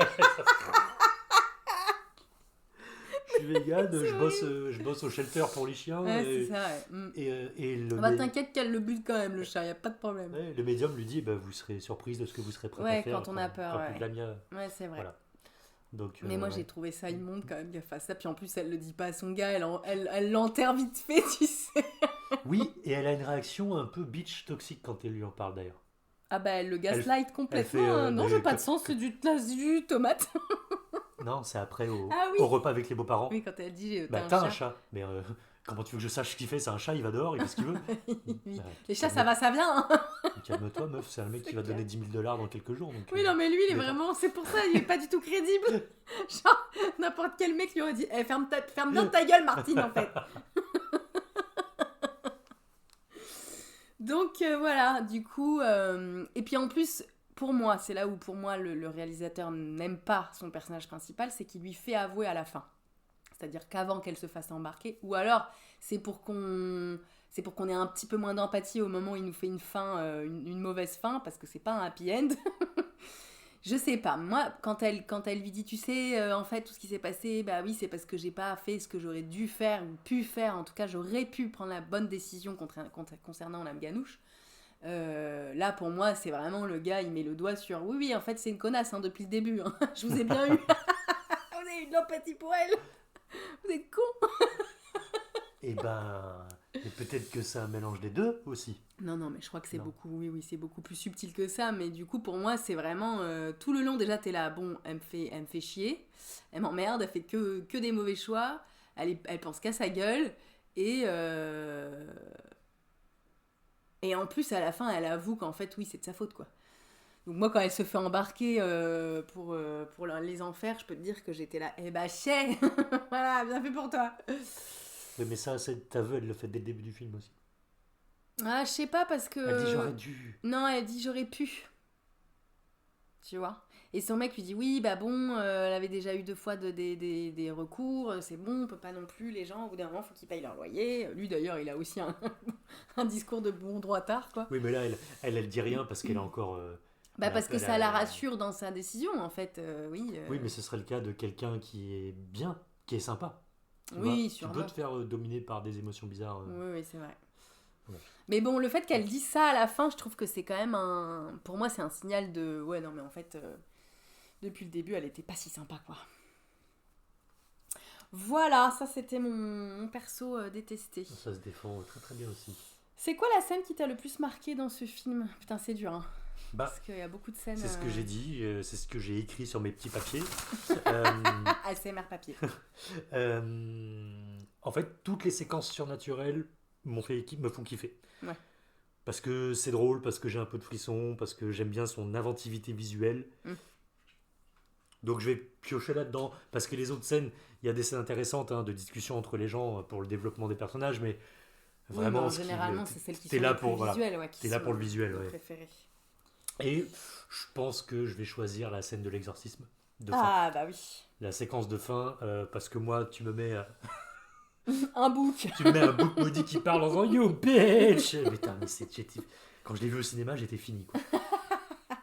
Alors moi je suis deg parce que je l'ai pas trouvé en VO. Moi j'aime bien regarder les films en anglais quand même, enfin en version originale. Et comment il dit, qu'est-ce qu'il dit en français? Je sais plus. Merde. Mais un truc comme ça, sauf qu'ils le font en français et du coup c'est forcément moins bien. Mais c'est marrant. Ouais. Enfin c'est marrant, oui si c'est marrant. Quand même.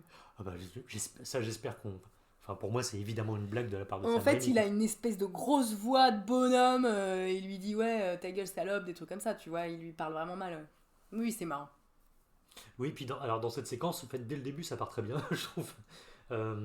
Il t'installe un truc un peu mystérieux. Ouais. Voilà, le décor est incroyable, le salon de la maison, il y a des planches partout, c'est tout sombre. Et puis ils invoquent... c'est marrant parce qu'avant d'invoquer Lamia, ils invoquent d'autres entités. Il y a une espèce de fou qui se raballe derrière les murs à un moment donné. Non mais vous inquiétez pas, c'est les gens qui restent près du portail. Oui, ah bon, ça existe, ok, très bien. Oui, parce qu'ils ouvrent un portail et du coup, bah, ceux qui étaient pas loin de la porte, ils en profitent pour sortir. Elle est obligée de les chasser, ouais. Voilà, et d'ailleurs, c'est pas vraiment un exorcisme puisqu'il possède personne, le Lamia. C'est une tentative de communication. Bah si, il rentre en la voyante. Oui. Après, ça devient de l'exorcisme. Oui, mais voilà. Au début, il faut l'appeler. Oui, c'est plutôt une séance de spiritisme / invocation, quoi. Ils appellent aussi des morts des 18e siècle, visiblement, au 19e siècle. Bah, ils les appellent pas, c'est eux qui arrivent. Oui, quoi. qui arrivent parce qu'ils voient le portail. Ouais. Oui, il y avait de la lumière. Et les premières visions de ça, moi, un petit peu. Parce que je suis pas. J'ai vu des films de fantômes un peu sérieux et ça me fait peur. Ah, toi aussi, merci. Les fantômes ou les ombres que t'expliques pas. Après, voilà, il y a des flammes, ça se passe pas comme il faut, ils arrivent pas à décapiter le bouc il se met à parler, espèce de connasse. Et même quand le Lamia, avant d'être dans le bouc, il est dans le médium, elle parle vraiment avec... Là, tu sens le synthé. Quand il parle, je sais pas comment c'est en français, mais en anglais, c'est... vous m'avez appelé pour pas grand-chose, j'en ai rien à... Et puis... Oui, c'est... Après, le mec qui danse dans les airs. Oui. Donc son petit-fils, neveu, on va dire, son neveu, à la médium, qui se fait posséder par erreur, qui se met à danser dans les airs, et qui va au-dessus des flammes. Au-dessus de Christine, là, il y a des flammes, et qui lui fait « J'en ai rien à foutre de ton chat !» et qui dégueule le petit chaton. Et ce détail qu'il a buté, Il c'est lui que rend le chat. quand il dégueule le chaton, qui est donc un cadavre, on Ouais. entend miaou. C'est complètement stupide, c'est juste une blague Il est mort. de dessin animé. Et voilà, c'est vraiment une scène qui part en couille. Ouais. Et je pense que c'est ma scène préférée des scènes un petit peu what the fuck du film. Moi, j'ai eu du mal à choisir. Je pense que maintenant que j'y réfléchis et que le film a un peu plus infusé, je me dis la baston dans la bagnole, la Ouais. première altercation finalement, oui, la première bagarre quoi, elle est pas mal hein, quand même. Elles se mettent bien sur la gueule quand même. Ouais, et puis elle place un ton. Tu sais pas jusqu'à ce moment-là Oui, du film que ça va être ça. ouais, c'est vrai. Ça met tout de suite dans l'ambiance. Mais j'ai choisi parce que, en fait, je l'ai repassé un peu toute dans ma tête et je me suis rappelé que cette scène que j'ai choisie, j'ai carrément fait retour arrière pour la re-regarder. Pendant que tu regardais le film. J'ai dit, c'est comme suffisamment rare que je fasse ça. Du coup, ça doit être ma scène préf. C'est quand elle se met à vomir du sang au travail. Ah ouais. Bah, Quelle parce façon. qu'en fait, moi je suis très pipi caca. Hein. Donc là, elle se met à vomir du sang. Parce qu'elle commence à être un peu possédée et tout par le démon. C'est le 2e jour, je crois. Et du coup, vraiment, ça sort. C'est l'exorciste, quoi. Ça sort en jet assez conséquent. Et elle est en train de parler à son boss. Donc lui, il est vraiment en mode merde, ma chemise, tu sais, genre. Et là, elle se rend compte qu'elle est en train de tâcher et que c'est quand même pas très propre, quoi, et que ça se fait pas, tu vois, de vomir sur son boss. Et donc, elle se bouche la bouche, sauf que le vomi commence à sortir par ses trous de nez. Et là, pour le coup, ça va vraiment tout droit. Vraiment, ça lui jette la tête en arrière. Et là, vraiment, c'est immonde. Du sang qui jaillit de ses narines sur le boss. En pleine gueule, du coup. Il dit, est-ce que j'en ai avalé? Est-ce que j'en ai avalé? Il a dit au moins 2-3 fois. Est-ce que j'en ai dans la bouche? Et du coup, j'ai tapé une immense barre et je l'ai remis. Parce que j'ai tellement ri la première fois que je l'avais pas bien vu. Donc voilà. J'ai décidé que c'était celle-là ma scène préf. Mais il y en a beaucoup des scènes comme ça, de baston Oui. ou de gore drôle, quoi. Le côté dégueulis vraiment dans tous les sens.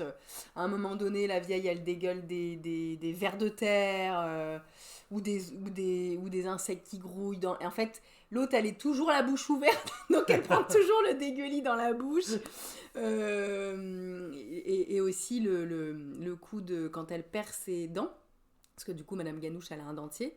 Et elle les perd à un moment donné parce que l'autre, elle lui fout une immense mandale. Et du coup, elle s'attaque. Elle lui mord le menton. Donc, t'as la vieille qui a plus de dents. Ah non, c'est Qui mord. c'est son cadavre. Non, c'est dans la voiture. Ah oui, t'as raison. Ah oui, exact. Oui, pardon. Ah oui. C'est la première baston. Et elle lui mord. Donc, la vieille, elle mord avec ses gencives le menton. Mais Et ça fait genre, elle tête un peu, quoi. C'est vraiment dégueu. Alors je crois que je vais pas me tromper, c'est même pas le menton, c'est que elle ouvre tellement sa bouche qu'elle prend le Oui, menton. c'est ça. Et la bouche. Dans la bouche, elle mange la mâchoire ça inférieure. me dégoûte. Et en plus, il a bien rajouté des effets de bave un peu Ouais, partout. Tu vois. Je sais pas comment elle a pas vomi l'actrice principale. Ma théorie, c'est que C'est c'est un masque en latex, Ouais. c'est pas une actrice, et qu'il n'y a pas de liquide. Ils ont fait ça en post-production. Oui, je pense parce que c'est immonde hein, quand Comme même. quand elle se prend le liquide vert d'embaumement, à mon avis, ça c'est du CGI. Oui, je pense. Parce que les insectes grouillants dans la bouche, je me dis non. Alors mais... par contre, la terre, elle se la prend vraiment dans la gueule. Mais bon, peut-être qu'ils ont trouvé. La terre. La terre avec les maggots, là, avec les vers. Ah Dans bon, le je me lit. rappelle plus de ça. Quand elle avale la bouche. Ah oui, Quand elle oui. avale la bouche dans le lit et elle rêve que son Oui. mec, en fait, c'est Madame Ganouche. Oui. Parce que moi, je pensais à la fois où elle se bat aussi dans le garage et où elle lâche une enclume. Pareil, il y a un. Ah, mais là, on est dans. On est dans Evil Dead à fond, il y a les yeux, Il y a c'est les yeux qui yeux sortent, et il y a le poing au fond de la bouche ouais, aussi. putain, non, Mais là, le c'est fist, Evil Dead ou c'est Tex Avery, Bibi Coyote, quoi. C'est clair. Non, mais bon, il y a trop de. En fait, on n'a pas su choisir, voilà, il y en avait trop. C'est plein de scènes très visuelles, très graphiques et très marrantes, quoi. En fait, quasiment toutes les scènes qui sont graphiques, elles sont rigolotes. Bah ouais. Sauf peut-être La séquence d'intro où il fait pas trop de blagues. Quand le gamin se fait aspirer par le... Non, là, c'est Il n'y a Prumdum. pas de vanne. Non, non. C'est vrai. Passons à notre note. Combien tu mets au scénario? Écoute, j'ai mis 1. 1 sur 2. J'ai mis 1 sur 2 parce que je crois pas que ce soit le principal pour Sam Raimi. Il est pas là pour nous faire une histoire incroyable. Ouais, Non, on ça n'a c'est jamais vrai vu que une c'est histoire pas... de diable comme ça, c'est génial. Ouais. Mais j'ai mis 1 quand même parce que j'ai vu quelque chose dans ce film, des petits symboles psychologiques. Et ce qui est intéressant, c'est que Hélène a vu les symboles opposés. Mais que ce soit du coup Hélène ou moi, ça mérite le 1. Voilà, pour moi, ça mérite ce 1. Réalisation. J'ai mis 2 parce que je trouve que tout est efficace. C'est du Sam Raimi, il fait ses gros plans bizarres, il fait ses jumpscares, il fait ses mouvements, les effets visuels, Comment ça s'appelle ce ambier là? Il le fait plusieurs Je fois sais aussi, pas, oui, j'ai envie de dire décadré, mais non, parce que décadré c'est sur le côté, mais oui, il penche la caméra, puis il la recule, et puis il y a une espèce de... C'est très Enfin, original, non, mais c'est pas fréquent, quoi. Il y a un peu du Jeunet, ou je dirais qu'il y a du Rémi dans Jeunet. Oui, c'est peut-être plus ça, ouais. Casting. Casting, j'ai mis 1. Bah ouais. Et tu sais pourquoi j'ai mis 1? Non. Pour Christine, parce que je trouvais l'actrice, justement... Pas ouf. En fait, et je sais pas s'il a fait exprès, mais du coup je comprends pas ce qu'il a voulu nous dire. Mais je pense pas que ce soit fait exprès parce que quand tu sais que Ellen Page à l'époque était censée jouer le rôle, Ellen Page c'était pas la même, hein. C'est pas le même film. Hein. Ah bah oui. Donc à mon avis c'est juste il s'est rabattu sur une autre actrice qui était dispo et qui était pas trop mal, mais franchement c'est pas du tout du niveau de Elliot Page quoi. Hein. Parce qu'en fait ce qui est horrible c'est que moi je pense que le film veut nous la montrer comme un petit peu une potiche. Mais tu te demandes si elle est pas vraiment juste. Enfin, elle joue comme une potiche pour de vrai. Tu vois, c'est ça. potiche En fait, dans le film, mais le jeu d'acteur. En vrai, moi, ça me le fait aussi sur le rôle de Justin Long, tu vois. Je le trouve plat de fou, quoi. Vu qu'en plus, il est parfait sous tous les rapports, sous toutes les coutures, moi, je suis là, bon, bah, ça n'existe pas, c'est mort. Donc déjà, moi, j'y crois pas du tout à ce personnage. Mais pour le coup, genre, j'aurais voulu peut-être qu'il s'énerve un peu plus ou qu'il soit un peu plus genre, mais tu n'importe quoi, 10 000 $.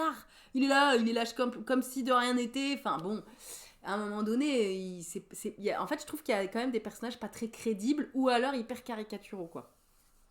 Oui, ils sont tous caricaturaux. Mais ça, c'est pas le casting, c'est plutôt l'écriture. Mais en tout cas, l'actrice, en effet, vu qu'elle est un peu potiche, un peu platoune, un peu. Elle a de l'ambition, mais en fait, elle sait pas trop, machin. J'arrive pas à savoir si c'est l'actrice qui joue pas ouf. Ou si elle est écrite comme voilà, ça. Ouais. C'est ça. Mais c'est pour ça que j'ai mis 1, parce que. Mais je pense que si l'actrice était bonne, on verrait que c'est écrit comme ça. C'est possible. Sans vouloir être méchante avec Alison.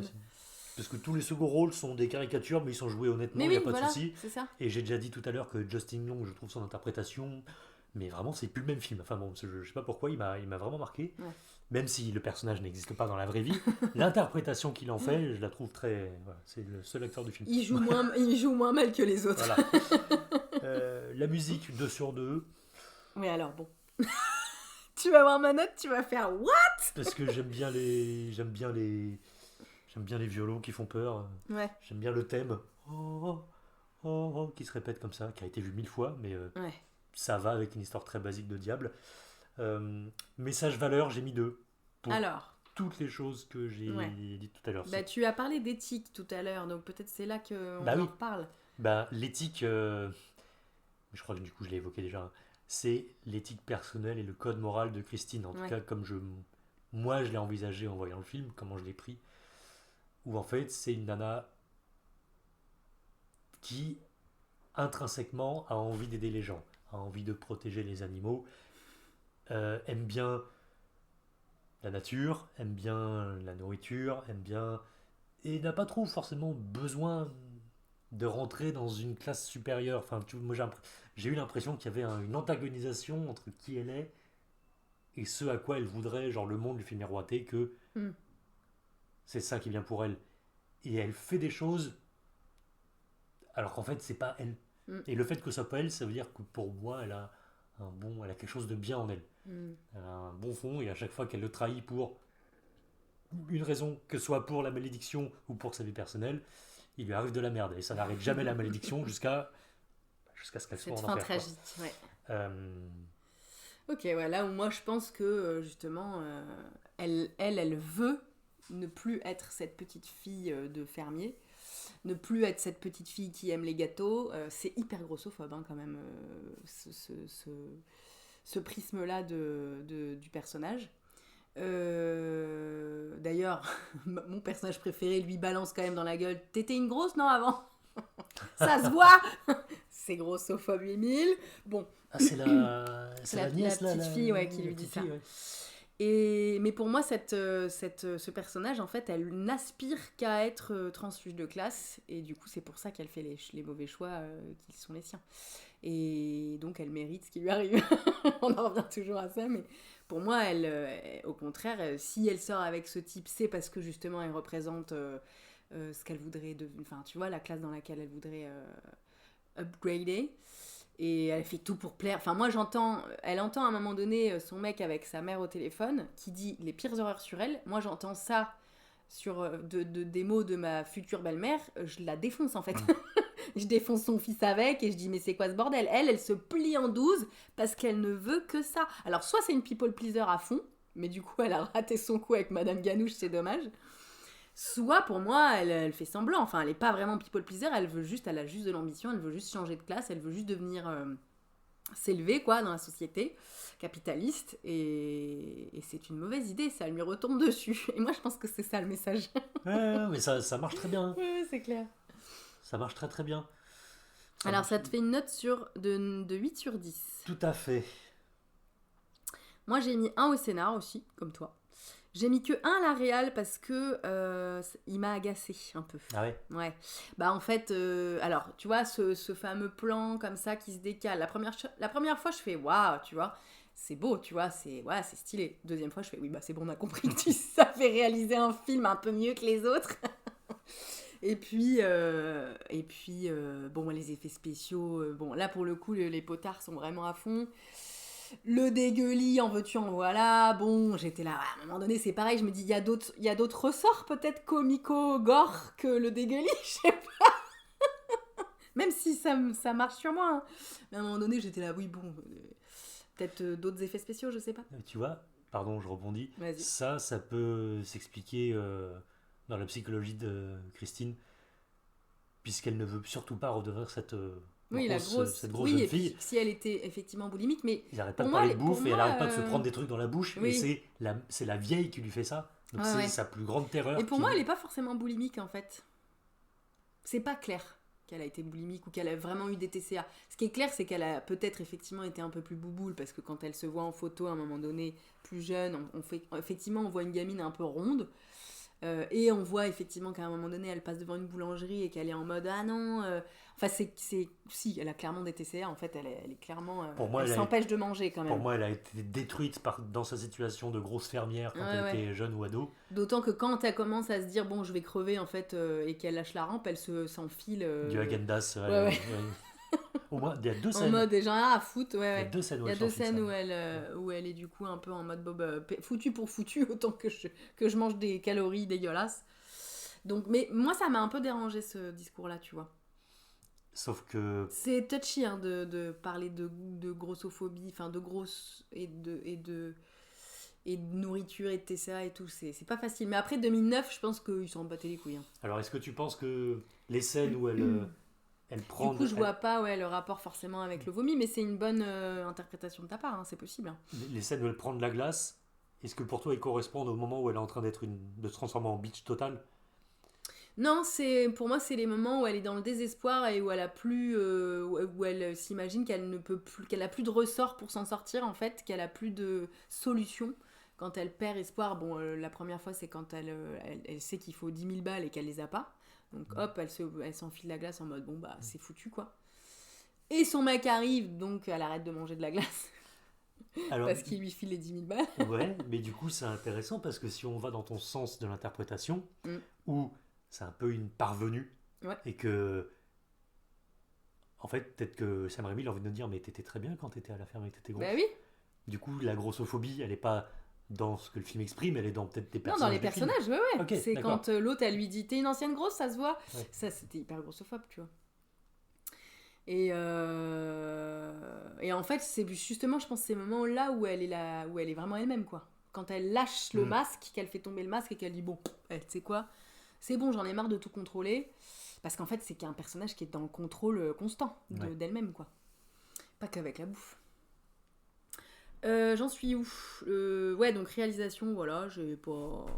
Enfin, en fait, je suis très sévère parce que Sam Raimi, c'est quand même un bon réalisateur et que le film est bien réalisé, mais comme j'attendais... En fait, je pense que quand tu regardes un film d'un grand réalisateur, tu t'attends à avoir un film super bien réalisé, et du coup, là, je pense que c'était en deçà de mes espérances, et que c'était peut-être un peu redondant sur certains trucs, et du coup, j'ai fait « Ah, non Écoute, Sam, t'aurais pu faire mieux !» Et puis en plus, je pense que, pareil, j'y ai réfléchi, je me suis dit que moi, ce qui me parle beaucoup, et là où je mets souvent 2 points à la réal, c'est quand il y a des plans magnifiques. Et Sam Raimi s'en bat les couilles de ça. Oui, Les plans, oui, c'est pas magnifique. c'est pas Wes Anderson, quoi. Non, ouais. Il s'en fout. Après, ouais. Exprimer des situations par des mouvements de caméra, c'est aussi une science. Tu vois, et du coup, t'es plus dans la composition. Ouais. Le travelling, je sais pas pourquoi je pense à ça. Euh, Quand elle est chez elle, à un moment, et on voit l'ombre du Lamia qui monte le mur de l'escalier, la caméra recule en tournant tout doucement. Dans la ça chambre. dure 2 secondes et j'ai trouvé ça magnifique. Mais ok. c'est pas, évidemment, c'est pas plastique. C'est pas tu beau, vois, voilà. normal, mais- En fait, tu vois, par exemple, Shining, pour moi, c'est le chef-d'œuvre absolu parce que non seulement c'est techniquement impeccable, avec les mouvements de caméra, avec avec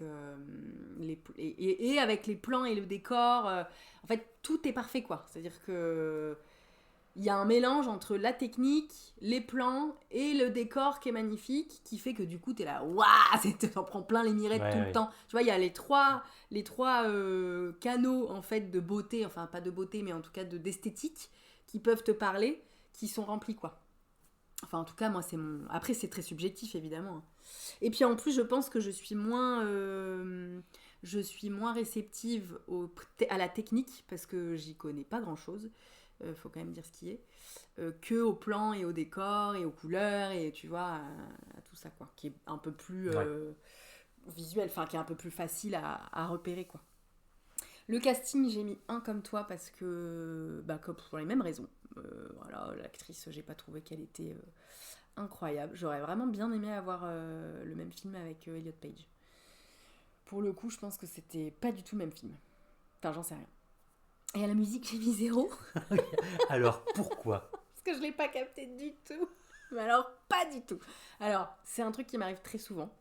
La musique dans les films, c'est un des trucs que je vois le moins, que j'entends le moins, voilà. Et alors, quand j'arrive à la capter et que je me dis, ah, elle est sympa la musique, je mets 1 point. Et quand la musique est vraiment incroyable, du genre, je m'en rappelle, je peux la fredonner, tu vois, genre Shining, l'ouverture, déjà les 3 pom pom comme ça, je m'en rappelle, les Dents de la Mer, tu peux la chanter, enfin, tu vois, n'importe qui peut te chanter les Dents de la Mer. Ouais. Bon, en fait, là, c'est là où je vais mettre 2. Donc, je suis très pointilleuse sur la musique. C'est pour ça que j'ai mis 0. Donc, la musique, c'est souvent 0, en fait. C'est pas rare que je mette 0 à la musique. Et alors, est-ce que... Et c'est plutôt rare que je mette 2. Tu en fais ce que tu veux, mais par exemple, remplacer musique par ambiance sonore, ça inclurait musique et les ambiances, les bruitages, voilà, ça te permettrait peut-être de mettre des 1 ou 2 un peu plus souvent. Non, mais en fait, je trouve ça pas si mal finalement de parler que de musique et de dire, en fait, là, moi, la musique, je l'ai pas captée. Donc je mets 0 parce qu'en fait si je l'ai pas capté c'est que c'était pas assez bien, c'est qu'elle était pas assez bien, quoi. Et ça veut pas dire que le compositeur est nul à chier, certainement pas, certainement que la musique a été super, mais en fait ça m'est déjà arrivé, et je vais en parler plus tard dans l'épisode, d'acheter la BO d'un film. Ah ouais. Tellement je la trouve, ah oui, ça m'est arrivé plein de fois, de me dire waouh, la musique de ce film a été incroyable. Tu vois, pour un exemple récent que j'ai évoqué, je pense il n'y a pas si longtemps que ça, on a regardé il n'y a pas longtemps Roméo plus Juliette avec Inès. La bande son, elle est incroyable.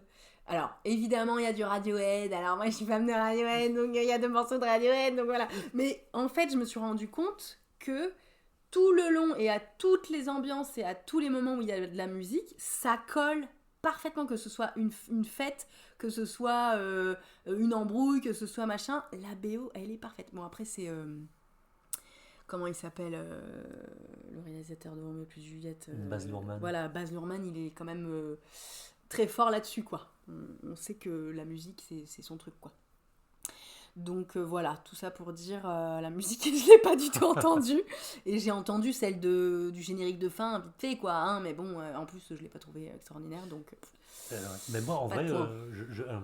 après on passe à autre chose, mais la musique, quand je regarde un film, je m'en fous. En fait, c'est pas que je la capte pas, c'est que je m'en fous et je considère même pas que c'est un plus ou un moins. Ah si, Mais ouais, mais si. c'est parce que je suis pas. Peut-être que j'ai. Justement, parce que c'est tellement bien fait que je me rends même pas compte que ça passe dans le film. Mais, Oui, quand c'est... En fait, c'est ça le truc, c'est que quand elle est bien faite, quand elle est parfaite, ça rajoute tellement au film. Et genre, moi, ça peut être, je sais pas, peut-être pas 50% de la qualité du film, mais en tout cas, ouais, un bon tiers, tu vois, de la réussite du film, si la musique, elle est... Tu vois, Carpenter, qui crée en plus ses propres musiques, je sais Ouais. pas si t'en as déjà vu des Carpenter, il est tellement fort, parce qu'en fait, avec quelques notes, il arrive à faire une petite mélodie qui est facile à retenir. Enfin, je sais pas si t'as vu Halloween. Ouais. Bah, Halloween, t'entends, dès qu'il y a Michael Myers qui arrive dans les parages, pouf, t'as le petit piano qui arrive, ta ta ta ta ta ta ta ta, Ouais, d'accord. tu vois. Et je suis capable de te la chanter alors que ça fait des mois que je l'ai vue. Donc, ça veut dire qu'elle est parfaite. Et cette musique-là, ah bah oui, tu l'entends, tu sais déjà que c'est ce film-là, quoi.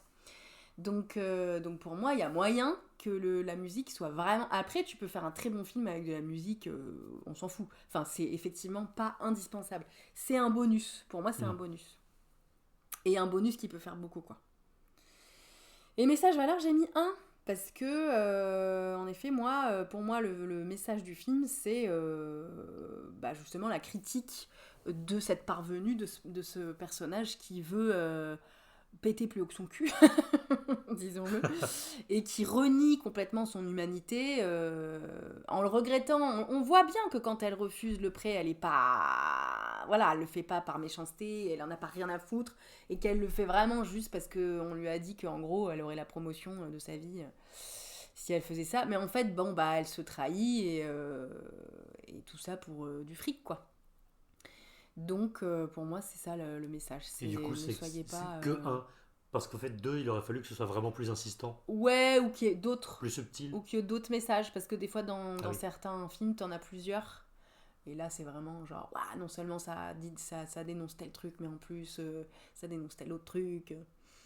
Donc là, j'ai trouvé qu'il y avait un message qui était suffisamment fort pour mettre un point, mais que c'est pas non plus. Puis bon, la critique du capitalisme, c'est pareil, c'est pas non plus un message complètement original. Ouais. Et je pense qu'il y a des films qui le font mieux. Mais voilà. Du coup, ça fait une note de 4 sur 10. Honnêtement, quand tu m'as dit que tu l'avais défoncé, j'ai imaginé un 2.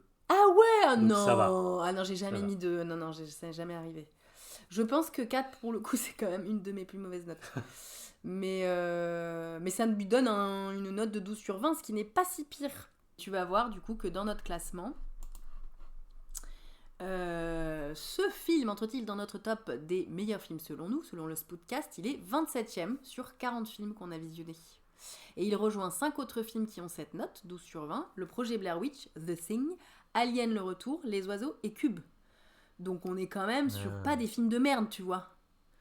Mais voilà, le Spoutcast a fait... En fait, au bout d'un moment, on a vu tellement de bons films aussi, tu vois, on a mis tellement des bonnes notes à d'autres films qui sont des purs chefs-d'œuvre que bah forcément... il y a d'autres films qui sont quand même des très bons films qui se retrouvent avec des 12, quoi. Bon, mais 12, voilà, c'est honorable.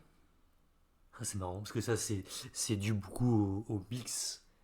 Au mix de Inès et plusieurs moi. notes. Ouais. Ou alors, à chaque fois, vous avez mis toutes les deux, bah non, moi 6. 6 à tous les films, chacune. Non, moi je suis souvent plus sympa. Là, ça me fait bizarre parce que d'habitude, c'est moi qui mets des meilleures notes que Inès. Souvent, Inès, elle est beaucoup plus dure, elle. Parce que déjà, la musique, elle la capte quasiment jamais. Alors après, sur la musique, elle est moins... Elle la capte moins, mais elle est moins sévère que moi. C'est-à-dire que si elle sait pas trop, elle met quand même un point, quoi. Ouais. Ou j'ai pas fait gaffe, 1. Ouais, d'accord. Moi, si j'ai pas fait gaffe, je mets 0, quoi. Mais par contre, elle peut être plus dure sur les messages valeurs, tu vois, Ouais. ou où elle va pas forcément voir les trucs que moi j'ai vus, ou elle va pas être d'accord. Et sur les castings, sur les réals, parfois elle est sévère. Hein. Ouais. Et peut-être que moi, si ça avait été un film que j'avais pas vu, je pense que ça a un peu biaisé mon truc. C'est un film que j'aime beaucoup et que j'ai proposé. Du coup, Oui, et j'avais puis tu déjà l'as en vu tête à le sa fait que sortie, bah il oui, aurait non une mais bonne bien note, sûr, quoi, tu vois. bah c'est sûr. Mais 12, tu vois, c'est pas si pire. Parce que 27e sur 40, ça reste quand même dans la moyenne haute. Pour rappel, les titres en tête du classement, c'est Seven avec 19 sur 20, The Shining avec 19 sur 20, Shutter Island avec 18,5, 28 jours plus tard avec 18 et Carrie au bal du diable avec 17.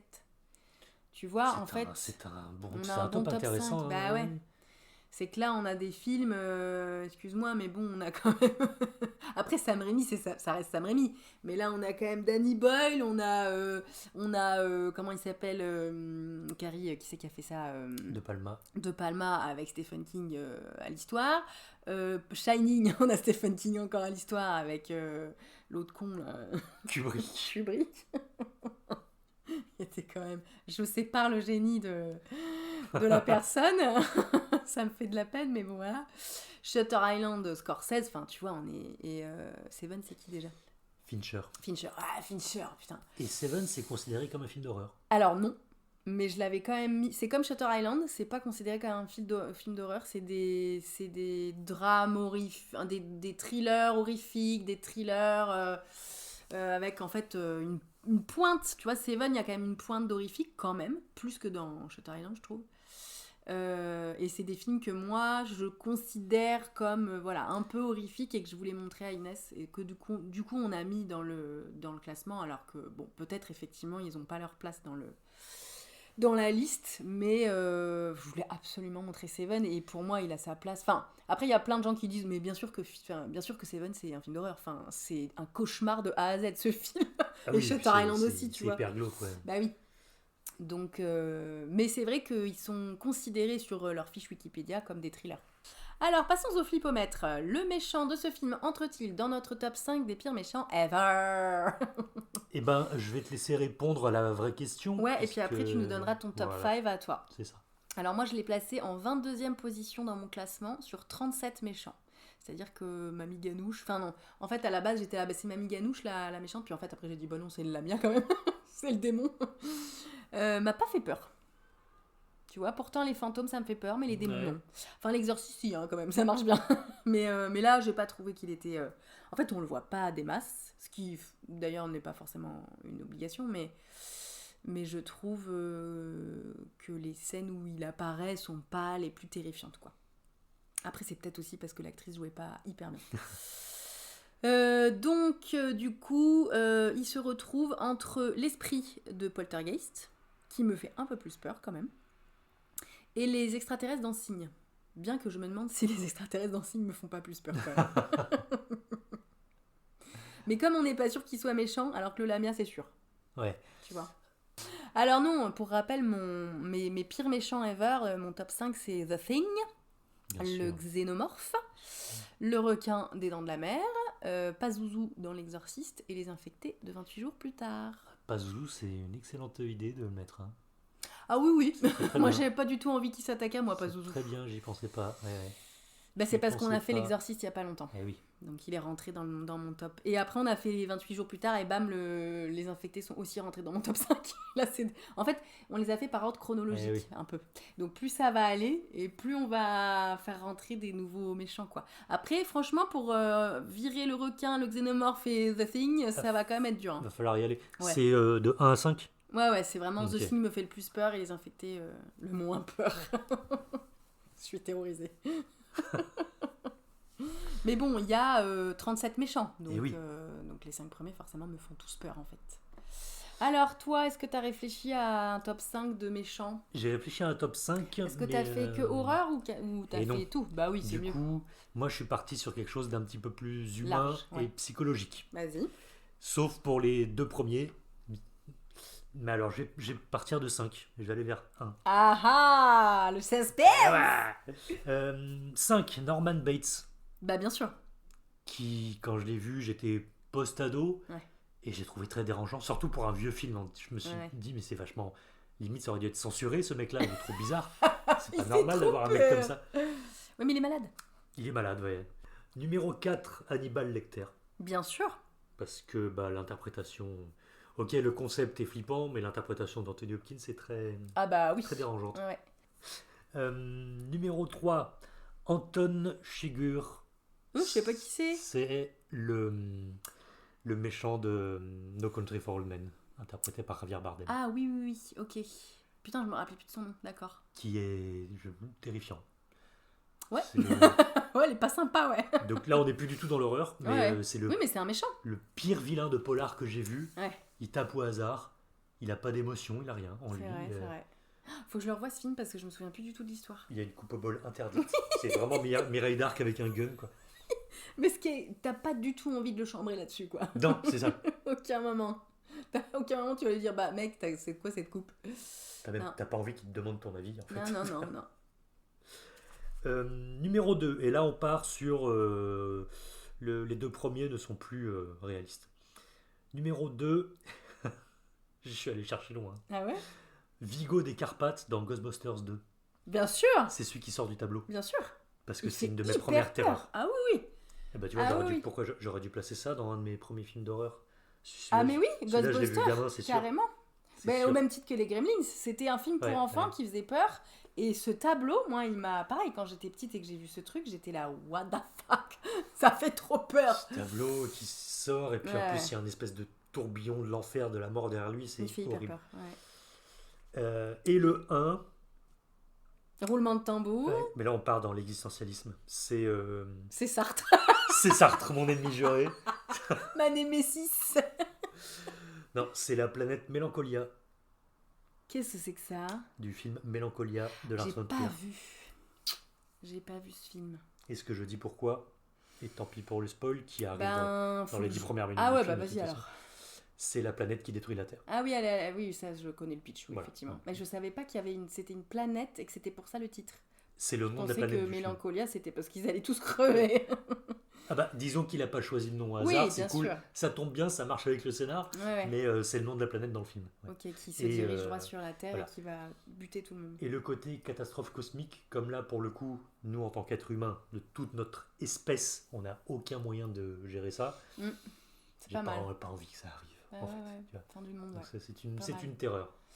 Très bien. Alors, est-ce qu'on a des recos en lien avec ce film, son thème, son réal, son casting? Est-ce que tu as une reco à nous partager? Oui. Et j'allais dire, on a peut-être la même, mais pas du tout. Ça m'étonnerait, ouais. Voilà, pas du tout. Non, mais moi c'est très simple, c'est toute la partie horreur de la filmographie de Sam Raimi, en fait. Si vous n'avez pas vu les Evil Dead, la trilogie, parce qu'il y en a 3, moi j'ai pas vu le 1, j'ai vu le 2 il y a très longtemps, aucun souvenir, et j'ai vu le 3 à l'Armée des Ténèbres. Ouais, il est bien le 3? C'est très drôle, par contre le 3 c'est de la blague de A à Z. Le 2 aussi. Et c'est même pas si... il est beaucoup moins gore, je crois. Le 3. Ouais, oui, le 2 il est très gore. Alors le il y a un mélange, voilà, il y a un côté Monty Python qui débarque. Oui, j'ai l'impression. Parce qu'il y a plein d'autres acteurs, plein de personnages, et ça se passe dans le passé, bon bref. Oui, comme en fait à la fin du 2, il se retrouve dans le passé, donc forcément. Voilà, c'est ça. Et dans une moindre mesure, mais tout aussi intéressante, il y a le Darkman de Sam Raimi, qui est sa première incursion dans les adaptations de comics. Ok, connais pas du tout. Avec Liam Neeson, celui-là vraiment très confidentiel. Ok. 90. D'accord. Et c'est du comics, donc on voit le Spider-Man qui allait venir 10 ans plus tard, mais avec des trucs un petit peu peur, des gros plans qui font un peu peur, et des trucs un peu à la mouche de métamorphose chelou. De body horror, avec des bons effets spéciaux. Voilà, c'est le passage de Sam Raimi entre Evil Dead à Spider-Man, c'est Darkman, et je trouve très intriguant et plutôt chouette. Je te le conseille, peut-être pas dans le côté horreur, mais fais-le toi pour le plaisir, c'est Sam Raimi qui s'amuse. Voilà ma reco. Très bien. Alors moi j'ai cherché des films sur des malédictions, j'ai pas trouvé. J'ai cherché des films sur des démons, j'ai pas trouvé. Enfin, en fait, je voulais pas recommander un film qu'on avait déjà fait dans les épisodes précédents, donc ça commence à devenir compliqué vu qu'on en a fait un paquet. Et après j'ai dit, mais le thème des gitans, en fait, les tziganes, en fait, c'est vrai qu'on en a pas beaucoup parlé, mais il y a quand même toute cette culture-là chez Mamie Ganouche. Et tout de suite, je me suis dit Gadjo Dilo, qui est quand même un très vieux film. Enfin, très vieux. Il est sorti en 98. C'est un film de Tony Gatliff, avec Romain Duris, qui a une vingtaine d'années, et Rona Hartner, que je n'ai jamais revu dans aucun film d'ailleurs, qui est une incroyable actrice et une incroyable chanteuse. Je vais te demander qui était cette personne. Et ben, elle a joué dans ça, dans Gadjo Dilo. Je n'ai pas vu Gadjo Dilo. Et bah, regarde-le, c'est pas Incroyable. mal. Alors, Ouais. après, franchement, moi en 98, je l'avais trouvé bien. Maintenant, je me dis, ça se trouve, c'est hyper cringe, tu vois, par Ouais. rapport à. C'est peut-être raciste, je sais pas. Je suis pas sûre. Parce que Tony Gatliff, il est quand même très attaché à cette culture-là, donc je pense Moi, j'ai pas. l'impression que c'est la moitié de sa filmo, c'est sur Ah bah oui, les oui. gens du voyage. Donc. Ah bah oui, oui. Donc normalement, il n'y a pas trop de... Je pense qu'il n'y a pas trop de problèmes, mais bon, à revoir, quoi. Alors, dans le prochain épisode, normalement, j'annonce le prochain film qu'on va faire de la semaine suivante, mais là, je sais pas du tout quand est-ce que ça va sortir. Donc, j'ai pas d'idée sur le prochain épisode. Par contre, si toi, ça te dit qu'on refasse des épisodes ensemble, moi, je te propose Eraserhead. J'arrive jamais à le dire. Eh bien, je suis partant Ouais. pour Eraserhead. Qui est un film de David Lynch et qui, pareil, n'est pas forcément considéré comme un film d'horreur, sauf pour les gens qui ont vu ça comme un cauchemar de A à Z. C'est-à-dire beaucoup de gens, quand même. Oui, Alors, je l'ai pas vu, tu l'as vu, toi ? je l'ai vu. Ok. Donc, on va partir sur, pour moi, une nouveauté. Voilà, donc Eraserhead, je sais pas pourquoi, je sens que ça va me plaire. Déjà, les gueules bizarres, les histoires bizarres, je sens que ça va me... Je pense pas que ça va me mettre mal et que ça va me faire peur, mais par contre, je pense qu'il peut avoir sa place quand même dans le Spoodcast. Tout à fait. Donc t'es chaud ? Je suis chaud. Allez, vendu. Merci Corentin. Mais je t'en prie, Avec plaisir. c'est moi le plaisir. Avait le plaisir. Avait le plaisir.